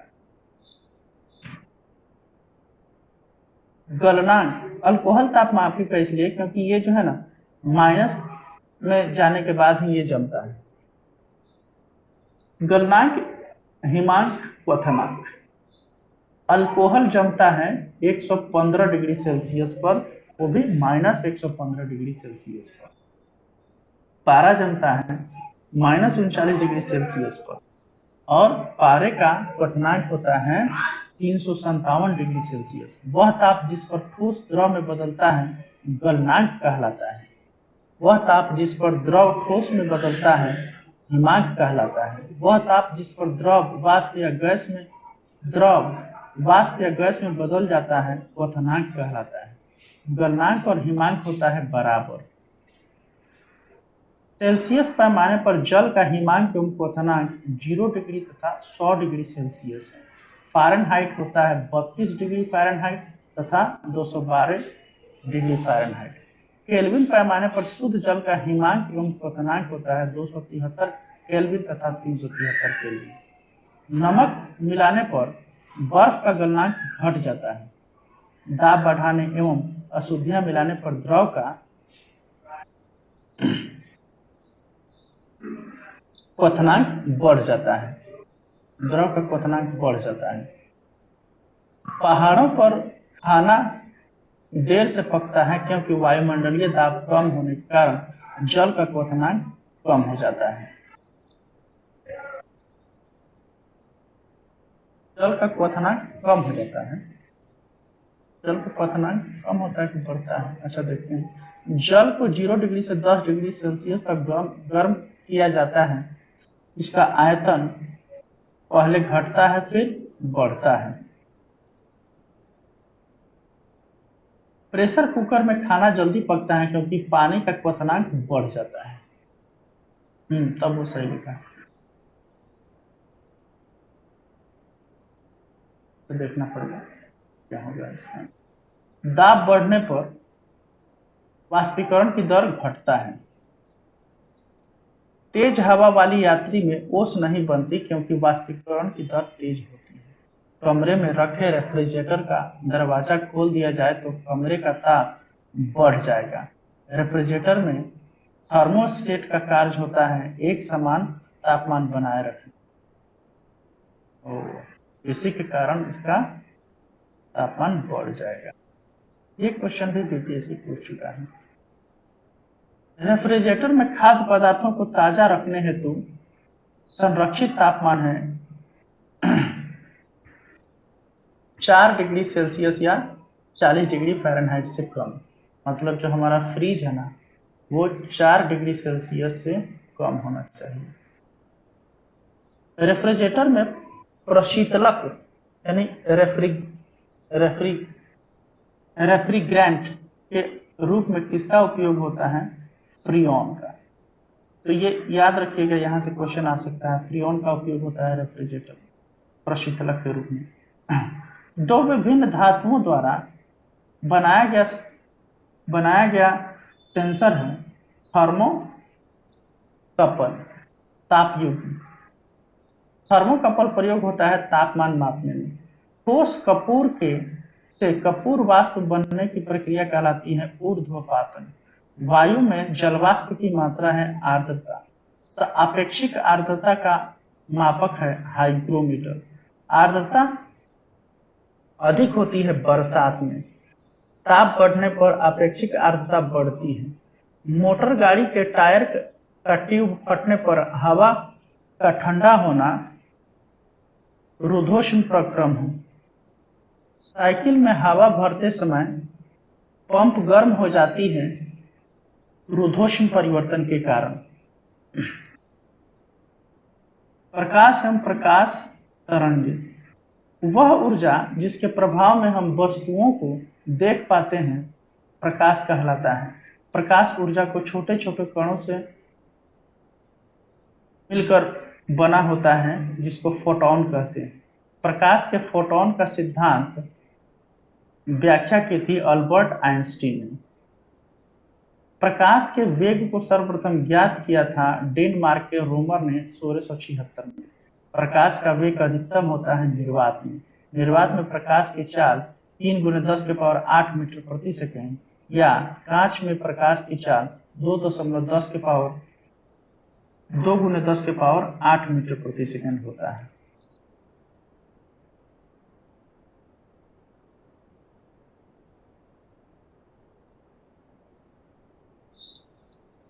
प्रकाश की गति की तुलना में रेडियो तरंगों की गति समान होती है। मतलब रेडियो तरंगों की गति और प्रकाश की गति समान होती है। बिजली की चमक के काफी समय बाद बादलों का गर्जन सुनाई देता है क्योंकि प्रकाश की चाल ध्वनि की चाल से अधिक होती है। प्रकाश विद्युत प्रभाव का प्रतिपादन किया था आइंस्टीन ने। इसी को फोटो इलेक्ट्रिक इफेक्ट कहते हैं। प्रकाश तरंगें होती हैं अनुपस्थित तरंगें। प्रकाश का रंग निश्चित होता है तरंग दैर्घ्य से। प्रकाश का तरंग दैर्घ्य होता है 3900 एंगस्ट्रॉम से 7800 एंगस्ट्रॉम के बीच। दृश्य प्रकाश की तरंग दैर्घ्य होती है 4800 से 8000 एंगस्ट्रॉम। तरंग दैर्घ्य सर्वाधिक होता है लाल रंग का। तरंग दैर्घ्य न्यूनतम होता है बैगनी रंग का। आवृत्ति सर्वाधिक होती है बैगनी रंग की। आवृत्ति कम होती है लाल रंग की। सभी रंगों को अवशोषित करता है काला रंग की वस्तु। प्रकाश के तरंग गति सिद्धांत को प्रस्तुत किया 1678 में हाइगेंस ने। प्रकाश का क्वांटम सिद्धांत प्रस्तुत किया था आइंस्टीन ने। प्रकाश को सूर्य से पृथ्वी तक आने में लगता है 8 मिनट 20 सेकंड। चंद्रमा से परावर्तित प्रकाश को पृथ्वी तक आने में लगता है 1.3 सेकंड। 1.3 सेकंड। जब प्रकाश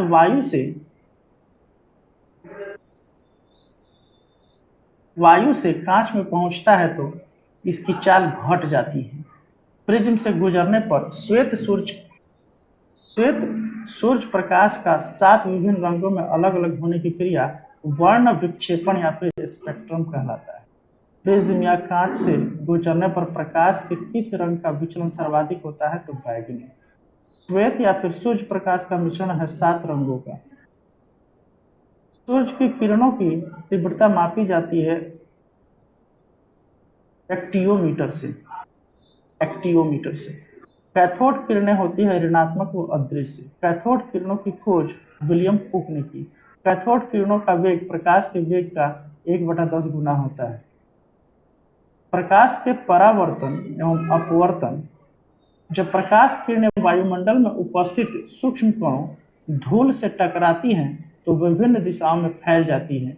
यह घटना कहलाती है, क्या कहलाती है? इसको प्रकाश का प्रकीर्णन कहा जाता है। प्रकाश का प्रकीर्णन सबसे कम होता है लाल रंग के प्रकाश का। प्रकाश का प्रकीर्णन सबसे अधिक होता है बैंगनी रंग के प्रकाश का, इसीलिए आसमान नीला दिखता है।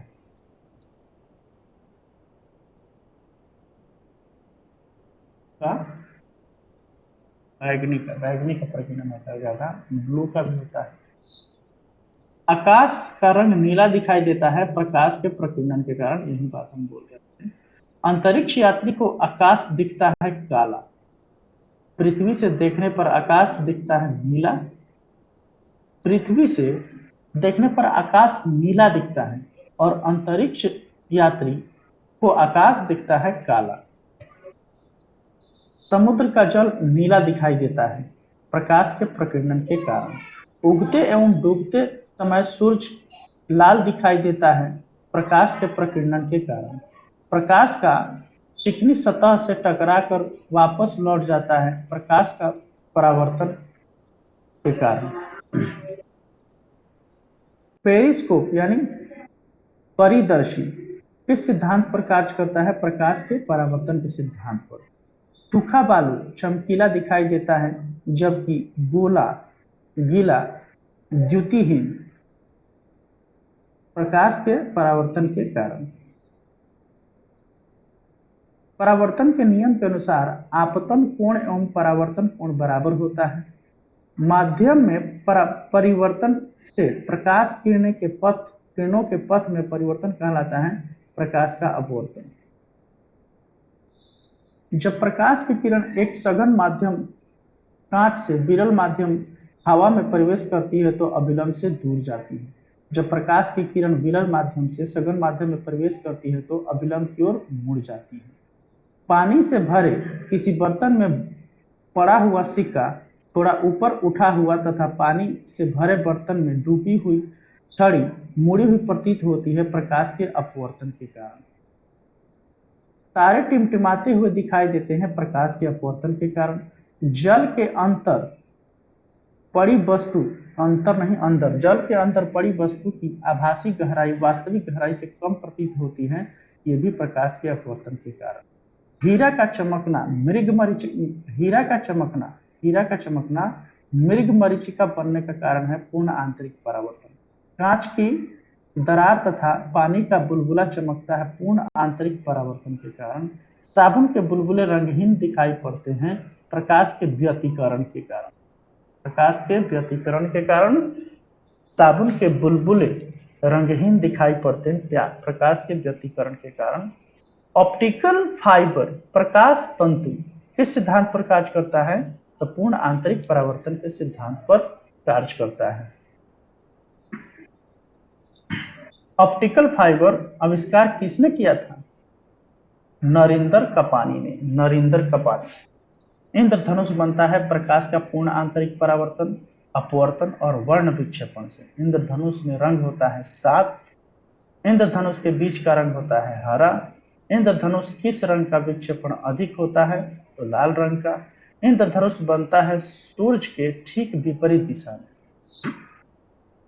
प्राथमिक या मूल रंग किसे कहते हैं? नीला, लाल, हरा, यानी हनीला।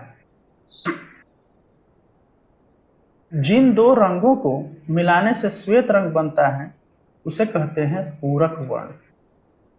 रंगीन टेलीविजन में उपयोग किया जाता है प्राथमिक रंग का।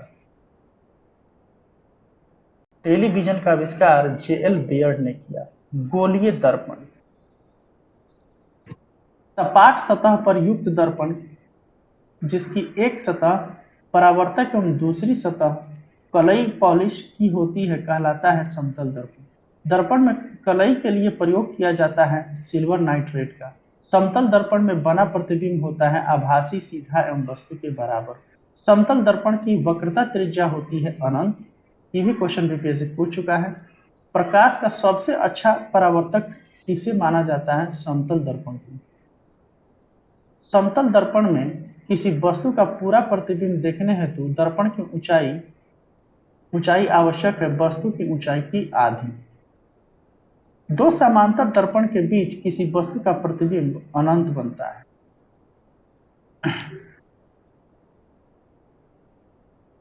अवतल दर्पण में बना प्रतिबिंब होता है वास्तविक, उल्टा और वस्तु से बड़ा।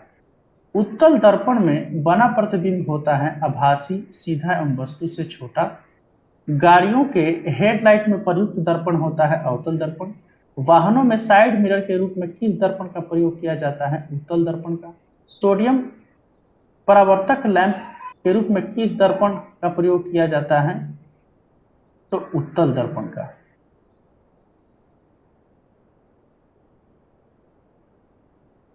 दाढ़ी बनाने, दांत, आंख, नाक, कान की जांच में डॉक्टर प्रयोग करते हैं अवतल दर्पण का। लेंस एवं मानव नेत्र। एक अथवा दो गोलीय पृष्ठों से युक्त कोई पारदर्शी माध्यम कहलाता है लेंस। अवतल लेंस कहलाता है अपसारी लेंस। अवतल लेंस को ही अपसारी लेंस कहते हैं। ये क्वेश्चन डायरेक्टली यूपीएससी पूछा था। लेंस कहलाता है अभिसारी लेंस। लेंस की क्षमता का मात्रक है डायोप्टर। धूप के चश्मे की क्षमता होती है 0 डायोप्टर। उत्तल लेंस की क्षमता होती है धनात्मक। अवतल लेंस की क्षमता होती है ऋणात्मक। हवा का बुलबुला जल में व्यवहार करता है अवतल लेंस की भांति, बट व्यवहार करता है अवतल लेंस की भांति, कार्य करता है उत्तल लेंस की तरह। मानव नेत्र के रेटिना पर बना प्रतिबिंब होता है वास्तविक तथा उल्टा। ग्राफिक कैमरे का कौन सा भाग रेटिना की तरह कार्य करता है? तो फिल्म। नेत्रदान में मनुष्य दान करता है कॉर्निया का। आंख में प्रवेश करने वाले प्रकाश की मात्रा को नियंत्रित करता है आइरिस। आंख के रंग से मतलब है आइरिस का रंग। रेटिना का शंकु एवं छड़ निर्धारित करता है क्रमशः आंख का रंग, प्रकाश की तीव्रता। मानव नेत्र की स्पष्ट दर्शन की न्यूनतम दूरी 25 सेंटीमीटर होती है। आंख के लिए दूर बिंदु होता है अनंत। निकट दृष्टि दोष में व्यक्ति नजदीक की वस्तुएं दिखाई देती है, दूर की नहीं दिखाई देती है। निकट दृष्टि दोष का कारण है नेत्र लेंस की मोटाई में वृद्धि तथा फोकस दूरी में कमी। दूर दृष्टि दोष में व्यक्ति को दूर की वस्तुएं दिखाई देती हैं, नजदीक की नहीं। दूर दृष्टि दोष का कारण है नेत्र लेंस की मोटाई में कमी तथा फोकस दूरी में वृद्धि। निकट दृष्टि दोष मायोपिया दूर करने के लिए अवतल लेंस के चश्मे का प्रयोग कर दीर्घ दृष्टि किया जाता है। दीर्घ दृष्टि दोष हाइपरमेट्रोपिया दूर करने के लिए उत्तल लेंस के चश्मों का प्रयोग किया जाता है। दूर दृष्टि दोष होने पर प्रतिबिंब बनता है रेटिना के पीछे, रेटिना से दूर बनता है। जरा दृष्टि दोष में व्यक्ति न तो दूर और न ही निकट की वस्तु देख पाता है। जरा दृष्टि दोष प्रेस बायोपिया के निवारण हेतु उपयोग में लाया जाता है बिफोक्सी लेंस। बिफोक्सी का मतलब है कि जिसमें डबल फोकस हो, अबिंदिकता या फिर अस्टिग्मेटिज्म दोष में व्यक्ति क्षैतिज दिशा में ठीक से देख पाता है परंतु ऊर्ध्व दिशा में नहीं देख पाता है। अबिंदुकता दोष के निवारण के लिए किसे उपयोग में लाया जाता है? बेलनाकार लेंस। वर्णांधता एक अनुवांशिक रोग होता है। वर्णांधता रोग में व्यक्ति किस रंग में विभेद नहीं कर पाता है? लाल तथा हरा। लाल तथा हरा में अंतर नहीं कर पाता है। घड़ी साज घड़ी के बारीक पुर्जों को देखने के लिए प्रयोग करता है आवर्धक लेंस यानी उत्तल लेंस। कैमरे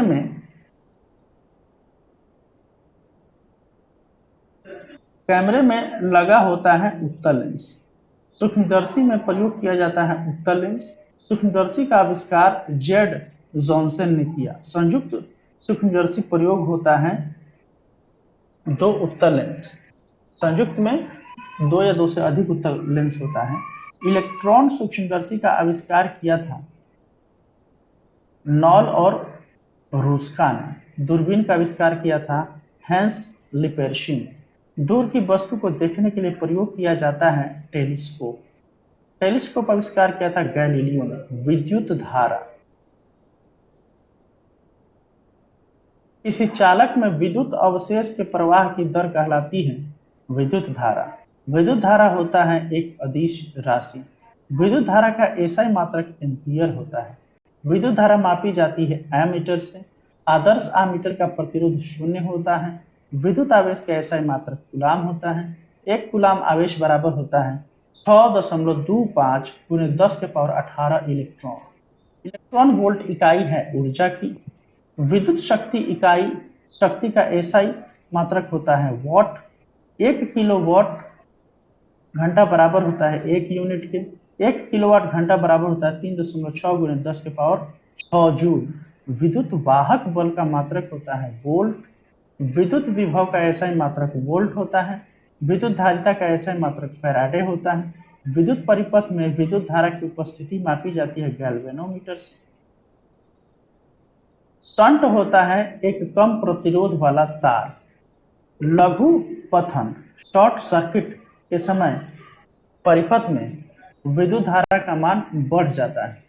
विद्युत परिपथ में उदासीन तार का रंग होता है काला। विद्युत परिपथ में उदासीन तार का रंग होता है काला, मतलब वो न्यूट्रल होता है काला तार। अवशिष्ट खोखले गोले में अंदर वैद्युत तीव्रता 0 होती है। घरेलू विद्युत तारों में संयोजन मूलतः किस क्रम में होता है? समांतर क्रम में। फैराडे का नियम संबंध है विद्युत अपघटन से। फ्यूज तार मिश्रण है सीसा तथा टीन का। फ्यूज तार ये बहुत बार पूछ चुका है। विद्युत फ्यूज का गलनांक होता है निम्न। विद्युत फ्यूज का कार्य करता है विद्युत धारा के ऊष्मीय सिद्धांत पर। ये बहुत इंपॉर्टेंट है। फ्यूज में प्रयुक्त होने वाले तार की विशेषता होती है उच्च प्रतिरोध तथा निम्न गलनांक। बीपीएससी का क्वेश्चन है ये। हीटर का तार बना होता है नाइक्रोम का। ये भी बीपीएससी का क्वेश्चन है। नाइक्रोम मिश्र धातु है निकल व क्रोमियम का। VVI है ये। बल्ब का फिलामेंट बना होता है टंगस्टन का। ये भी पूछ चुका है। विद्युत बल्ब का आविष्कार थॉमसन एडिसन ने किया था। विद्युत बल्ब में कौन सी गैस भरी होती है? तो नाइट्रोजन तथा ऑर्गन। जलते हुए बल्ब के तंतु का तापमान सामान्यतः 1500 से 2000 डिग्री सेल्सियस होता है। टंगस्टन का गलनांक तथा क्वथनांक 3422 डिग्री सेल्सियस तथा 5555 डिग्री सेल्सियस होता है। हैलोजन लैंप का तंतु मिश्रण होता है टंगस्टन एवं सोडियम का। हैलोजन में जो है टंगस्टन और सोडियम का मिक्सचर होता है। सामान्य ट्यूबलाइट में भरा होता है पारे का वाष्प व ऑर्गन। ट्यूबलाइट के दीवारों पर किसका लेप लगाया जाता है? तो फॉस्फर का। ट्यूबलाइट के दोनों किनारों पर लगे होते हैं बेरियम ऑक्साइड के तंतु। चालक का वह गुण जो उसमें प्रवाहित आवेश का विरोध करता है कहलाता है प्रतिरोध। प्रतिरोध का SI मात्रक ओम होता है, उल्टा लोटा की तरह इसका साइन होता है। किसी धातु की प्रतिरोधकता गर्म करने पर बढ़ती है, प्रतिरोधकता का SI मात्रक ओम मीटर होता है। ये क्वेश्चन बहुत इंपॉर्टेंट है, प्रतिरोध और प्रतिरोधकता। जब प्रतिरोध का SI मात्रक ओम और प्रतिरोधकता का ओम मीटर होता है, भी बीपीएससी से पूछा है। विभवांतर मापा जाता है वोल्ट मीटर से, आदर्श वोल्ट मीटर का प्रतिरोध अनंत होता है।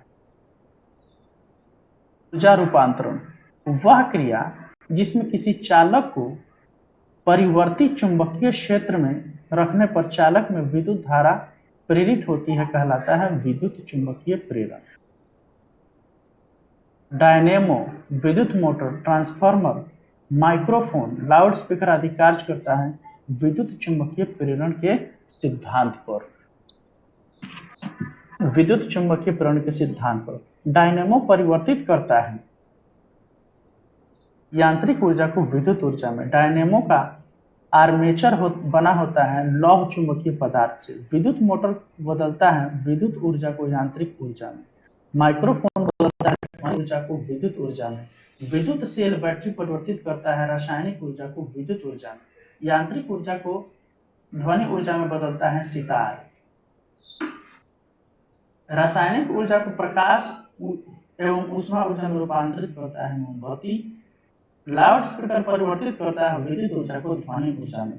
विद्युत सेल, विद्युत बैटरी आविष्कार किया था वोल्टा ने, इसलिए वोल्ट्स कहते हैं।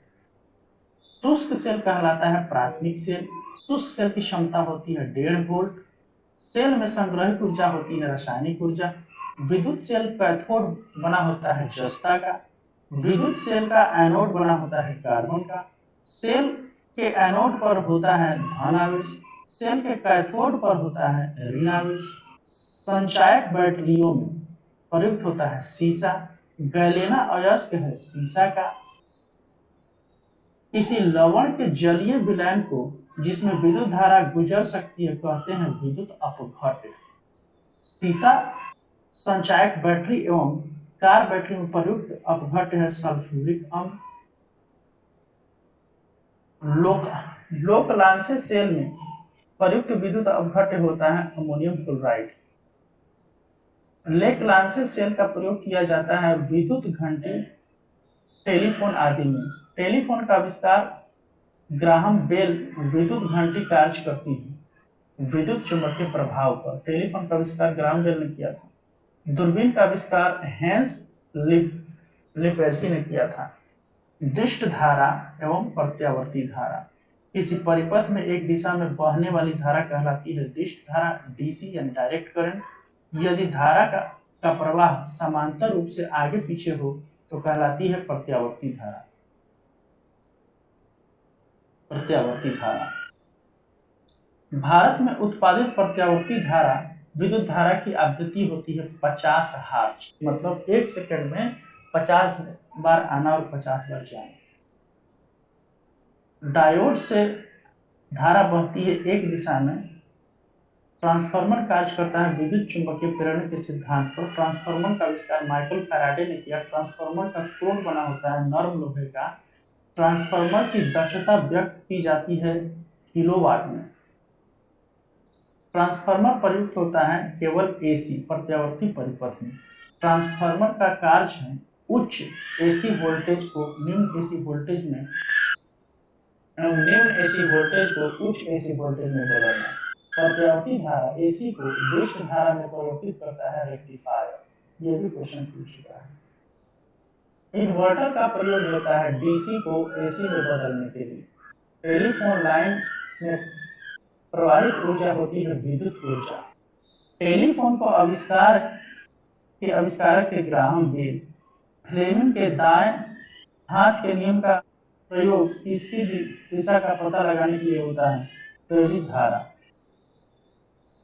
चालक, अचालक, अर्धचालक, जिस पदार्थ से होकर विद्युत आवेश सरलता से प्रवाहित होता है चालक कहलाता है। विद्युत का सबसे अच्छा चालक चांदी होता है। ऊष्मा का भी अच्छा चालक चांदी होता है। जिन पदार्थों से होकर विद्युत आवेश का प्रवाह नहीं होता उसे अचालक कहते हैं। विद्युत चालकता की यूनिट होती है मोह। पदार्थ जिनकी चालकता चालक एवं अचालक के बीच होती है कहलाता है अर्धचालक। प्रमुख अर्धचालक है सिलिकॉन, जर्मेनियम।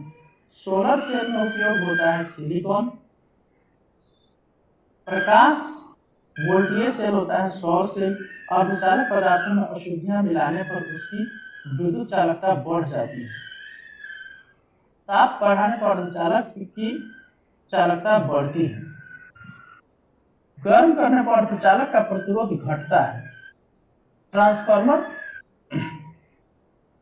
ट्रांजिस्टर बनाए जाते हैं अर्धचालक से। ट्रांजिस्टर बनाने में सर्वाधिक प्रयुक्त होने वाला अर्धचालक है सिलिकॉन तथा जर्मेनियम।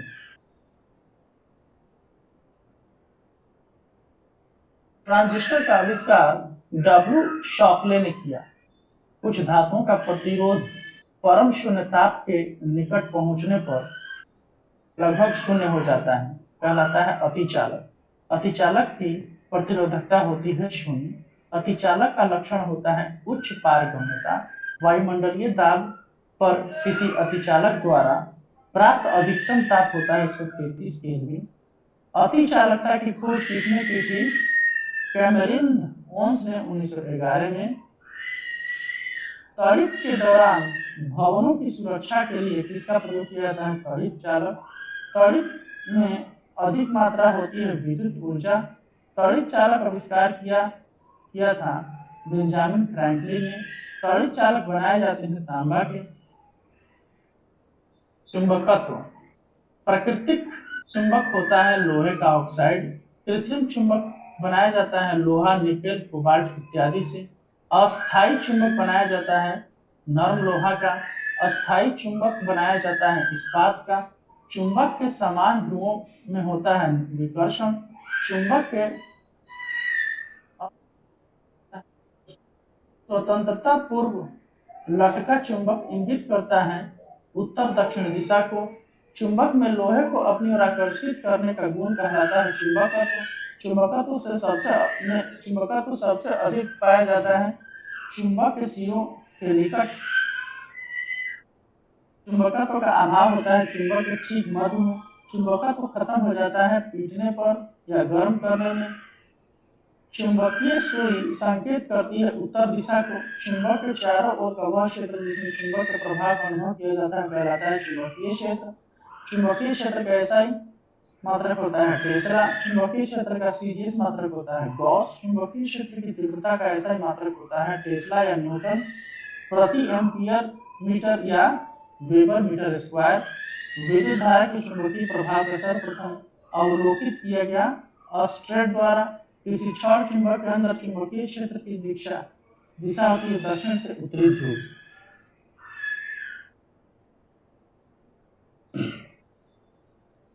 किसी स्थान पर पृथ्वी का संपूर्ण चुंबकीय क्षेत्र क्षैतिज तल के साथ जितना कोण बनता है उस स्थान कहलाता है वह स्थान कहलाता है नमन कोण। कोण होता है 90 डिग्री। विषुवत रेखा पर नमन कोण होता है 0 डिग्री। चुंबकीय यामोत्तर एवं भौगोलिक यामोत्तर के बीच का कोण होता है दिक्पात कोण। पृथ्वी के दिक्पात का मान होता है 180 डिग्री। चुंबकीय फ्लक्स एसआई मात्रक होता है वेबर। यांत्रिकी तापमापी किस सिद्धांत पर कार्य करता है? सीबेक के प्रभाव पर। तापमापी किस सिद्धांत पर कार्य करता है? तापमापी सीबेक के प्रभाव पर। रडार किस सिद्धांत पर कार्य करता है? रेडियो तरंगों के परावर्तन के सिद्धांत पर। रडार उपयोग में आता है रेडियो तरंग द्वारा वस्तुओं की स्थिति ज्ञात करने। रडार का आविष्कार किया था एच टेलर एवं यूसी यंग ने 1930 में। ये भी एक क्वेश्चन है। रडार का पूर्ण रूप होता है radio detection and ranging. Cryogenic इंजनों का प्रयोग होता है रॉकेट प्रौद्योगिकी में। त्रिविमीय चित्र किसके द्वारा लिया जाता है? होलोग्राफी द्वारा। लेजर अथवा किसी संसक्त प्रकाश स्रोत से निकली दो प्रकाश किरणों के व्यतिकरण से त्रिविमीय प्रतिबिंब बनना कहलाता है होलोग्राफी। होलोग्राफी का आविष्कार डेनिस गबोर ने की। लेजर का आविष्कार टीएच मैमन ने की। लेजर का पूर्ण रूप है light amplification by stimulated emission of radiation. Laser प्रयोग होता है धातुओं को काटने के लिए, हीरा तराशने, रोगों के इलाज करने आदि में मेसर का उपयोग होता है, जो उत्तेजित उत्सर्जन द्वारा प्रवर्धन के माध्यम से विद्युत चुंबकीय तरंगों का उत्पादन करता है। मेसर का पूर्ण रूप है microwave amplification by stimulated emission of radiation.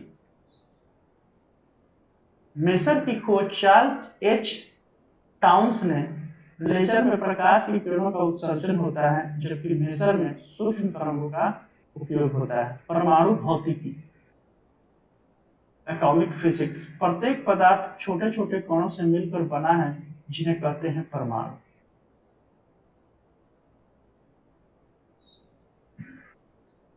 परमाणु परमाणु की खोज रदरफोर्ड ने किया था। नाभिक की त्रिज्या 10 के पावर -15 मीटर होता है। परमाणु की त्रिज्या 10 के पावर -10 मीटर होता है। परमाणु के 3 भौगोलिक कण हैं, इलेक्ट्रॉन, प्रोटॉन तथा न्यूट्रॉन। परमाणु के नाभिक में उपस्थित होता है प्रोटॉन तथा न्यूट्रॉन। प्रोटॉनों एवं न्यूट्रॉनों की कुल संख्या का योग कहलाता है द्रव्यमान संख्या। नाभिक में उपस्थित प्रोटॉनों की संख्या बराबर होती है परमाणु संख्या के। प्रोटॉन का नामकरण किया था रदरफोर्ड ने। प्रोटॉन की खोज गोल्डस्टीन 1866 में किया था। इलेक्ट्रॉन की खोज जे थॉमसन 1897 में। न्यूट्रॉन की खोज जे चैडविक 1932 में। प्रोटॉन होता है धन आवेशित कण, इलेक्ट्रॉन होता है ऋणावेशित कण, न्यूट्रॉन होता है आवेशित कण। प्रोटॉन का भार इलेक्ट्रॉन के भार का होता है 1840 गुना। पॉजिट्रॉन है एक धनावेशित कण। पॉजिट्रॉन की खोज एंडरसन 1932 में की। न्यूट्रिनो है द्रव्यमान व आवेश रहित कण। न्यूट्रिनो की खोज पाउली ने 1930 में किया। फोटॉन होते हैं ऊर्जा के बंडल। परमाणु विद्युत होता है उदासीन रेडियो सक्रिय तत्व। तत्व स्वतः विघटित होकर विकिरण उत्सर्जित करते हैं, कहलाते हैं रेडियो सक्रिय तत्व। वे तत्व जो स्वतः विघटित होकर विकिरण उत्सर्जित करते हैं कहलाते हैं रेडियो सक्रिय तत्व। पदार्थों से विघटन के फलस्वरूप निकलने वाली किरणें कहलाती हैं रेडियो सक्रिय किरणें। रेडियोधर्मी पदार्थ उत्सर्जित करते हैं अल्फा, बीटा एवं गामा किरणें। रेडियो सक्रियता की खोज हेनरी बेकुरल ने किया था। रेडियो सक्रियता का मात्रक होता है क्यूरी। रेडियो सक्रियता की माप की जाती है जीएम काउंटर से। अल्फा, बीटा व गामा में विद्युत चुंबकीय तरंगें होती हैं। केवल गामा किरणों का चुंबकीय तरंगें होती हैं, केवल गामा किरणें। गामा किरणों का नामकरण रदरफोर्ड ने किया। गामा किरणों के खोजकर्ता थे हेनरी बेकुरल। वेधन क्षमता सबसे अधिक तथा तरंग दर सबसे कम होता है गामा किरणों की। क्वार्ट 60 है रेडियो एक्टिव समस्थानिक। क्वार्ट 60 उत्सर्जित करता है गामा किरणें। क्वार्ट 60 से उत्सर्जित गामा किरणों का प्रयोग होता है कैंसर के इलाज में। आयोडीन 131 समस्थानिक का प्रयोग होता है थायराइड ग्रंथि के कैंसर के इलाज में। रेडियम की खोज किसने की थी? रॉबर्ट पियरे एवं मैडम क्यूरी ने रेडियम की खोज की थी। जीव के अवशेषों की आयु का पता लगाया जाता है कार्बन डेटिंग विधि द्वारा। पृथ्वी पर उपस्थित पुरानी चट्टानों की जानकारी प्राप्त होती है यूरेनियम डेटिंग विधि द्वारा। नाभिक न्यूक्लियर एनर्जी। भारी नाभिक का दो लगभग बराबर खंडों में विभक्त होना कहलाता है विखंडन। नाभिकीय विखंडन में ट्रिगर होता है न्यूट्रॉन। अब अनियंत्रित श्रृंखला अभिक्रिया होती है नाभिकीय विखंडन में। परमाणु बम सिद्धांत नाभिकीय विखंडन पर कार्य करता है। परमाणु बम में प्रयोग होने वाला तत्व है यूरेनियम 235 एंड प्लूटोनियम 239। प्रथम परमाणु बम बनाया गया था रॉबर्ट ओपनहेमर के द्वारा 1945 में। इन्हीं के ऊपर अभी एक मूवी आया है हॉलीवुड का ओपनहेमर करके। सूर्य की ऊर्जा का स्रोत नाभिकीय संलयन होता है। हाइड्रोजन बम आधारित होता है नाभिकीय संलयन प्रक्रिया पर। हाइड्रोजन बम आधारित होता है नाभिकीय संलयन प्रक्रिया पर। हाइड्रोजन बम विकसित किया गया था एडवर्ड टेलर द्वारा 1952 में। नाभिकीय या परमाणु रिएक्टर होता है। प्रथम नाभिकीय रिएक्टर बनाया गया था एनरिको फर्मी द्वारा 1942 में शिकागो में। प्रथम भारतीय नाभिकीय भट्टी है अप्सरा। अप्सरा प्रथम भारतीय नाभिकीय भट्टी है। नाभिकीय रिएक्टर में मंदक के रूप में प्रयोग किया जाता है ग्रेफाइट या भारी जल का। रिएक्टर में नियंत्रक छड़ के रूप में प्रयोग होता है कैडमियम या बोरॉन की छड़। रिक्टर स्केल में शीतलक के रूप में प्रयोग होता है भारी जल D2 एवं द्रव सोडियम का। भारत के नाभिकीय रिएक्टरों में ईंधन के रूप में सर्वाधिक प्रयुक्त होता है यूरेनियम 230। भारत में प्रचुर मात्रा में उपलब्ध महत्वपूर्ण नाभिकीय ईंधन है थोरियम। न्यूक्लियर बम बनाने में किसका प्रयोग किया जाता है यूरेनियम का। भारत का प्रथम परमाणु संयंत्र है तारापुर जो कि महाराष्ट्र में है। Thank you very much.